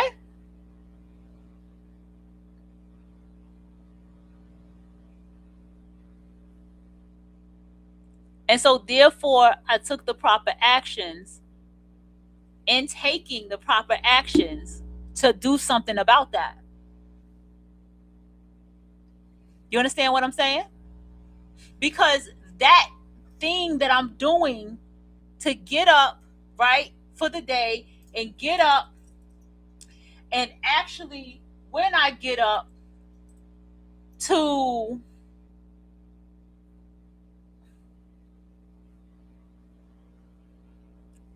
do what I need to do for myself, these may be the things that needs to be utilized around me to clear it up, so that the frequency can now really tune into what it needs to tune into. Do you understand what I'm saying to you? See, you may have to tune into, hey, go watch some old videos of yourself acting. Go watch some old videos of yourself, maybe when you were actually on somebody's TV show or whatever. Go back and assess yourself, study yourself, and take what you study from yourself and make it better from what you see, and be honest. Like, oh, I was horrible, or oh, that was so lame or cringe, whatever it is. You got to be honest about yourself and what you feel.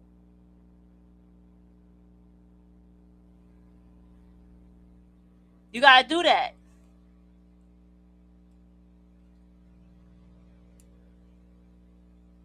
And you also have to, you take that, the acting you've done and all that stuff, and then you study yourself up. You do some more studying, some more learning, some more digging. You might have to go a little more classic, maybe a philosopher, a philosophy of acting, something like that. Take yourself back to the drawing board and then record yourself now in acting, or go and take better acting classes, or get better acting opportunities. That's what you're going to have to do. That's how it happens.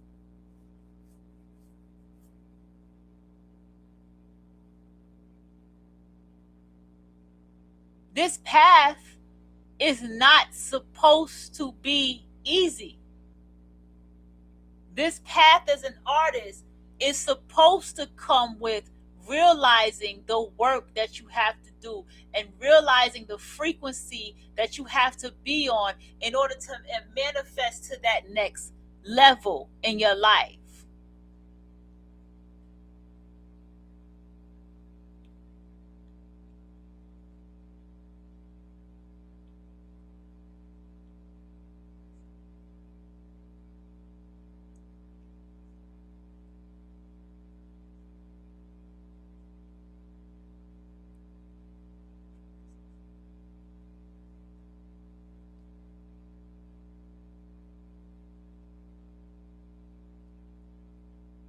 And that is what it is.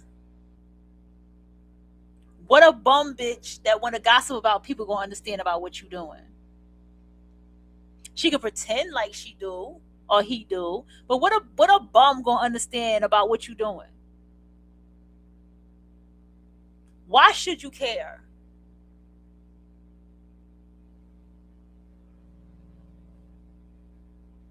What a bum bitch that's fucking worried about some chick he talking to or some dude that she talking to. What they gonna understand about what you do?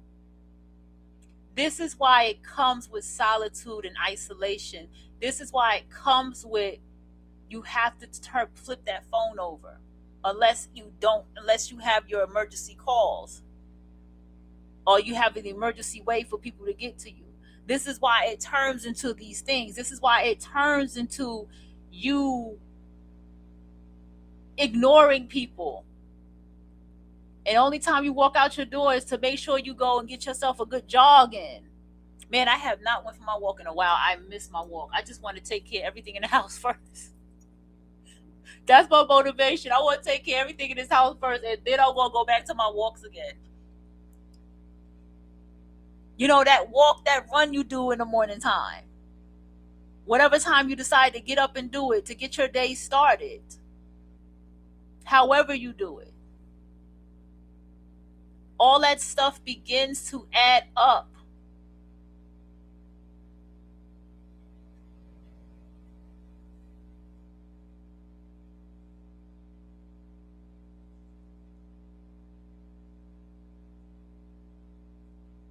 And so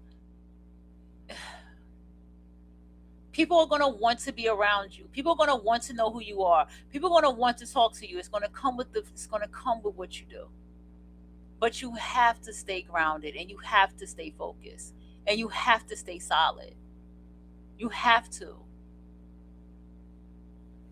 Because if you don't, these people are going to pull you out of where you need to be. I'm so serious, man. I'm so fucking serious. I need you all to understand what I'm saying to you right now. I need you all to understand that the weirdo comes around to interrupt all of that. Like, yo, I'm gonna tell you how it's not that deep with the weirdo. Like, it seems like it's deep with the weirdo, but it's not that deep. What they do to everybody. The way they pull everybody in to do the shit that they do, because you understand they do this every day, all day, B.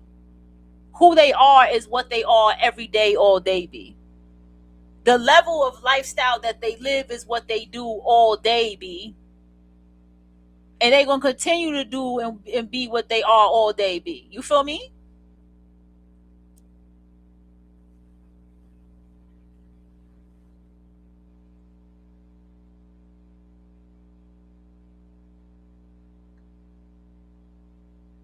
They're going to do that all day. And whoever they can latch on to be a loser with, that's who they're going to latch on to, no matter how much they pretend that they're this and they're that. Listen to me. I have heard YouTubers say that they had to cut off people that they were talking to because the people just sit back and gossip all day.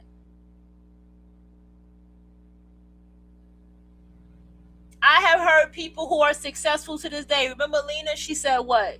What Lena said? Lena said the people I was with, they were doing the same shit all the time. I had to get away from them and get focused on what I needed, because nobody, like she said, the one she was Gina Blythe that she was working for. She said nobody. She didn't. She told her she wasn't ready. She told her she wasn't ready.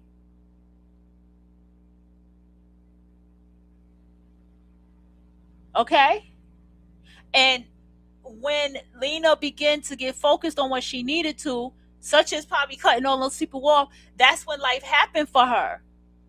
Lena is still fucking working, y'all. Lena got a lot of anger. I be seeing it when she be on these places speaking, but her energy, I can tell, is a little angry. She's angry about something. I don't know what. But she's still working. Because you got people at levels higher than you right now that you're looking at, and you're trying to be like, yeah, I'm trying to get right there with it. And they're looking at themselves and they're like, man, I ain't even where I want to be. I'm not even where like I'm supposed to be as a Black artist. I'm not even respected as a Black artist as I should be. My sales should be better than this. I've been out here before these artists. There's people that feel like that right now. But they still grinding, they're still stacking, they're still working. And focused on themselves.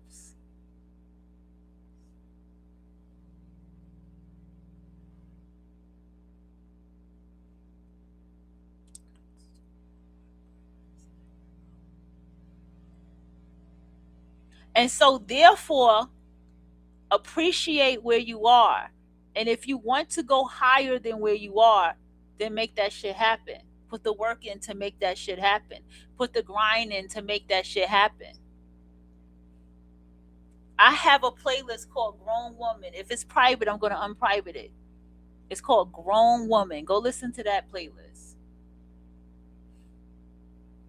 I have a lot of playlists that are private that I'm about to make unprivate that are really good. Okay? Alright, y'all. I'm going to get the fuck up out of here. I was up pretty early today. So I'm going to get the fuck up out of here. It's always be fun with y'all. You know what I mean?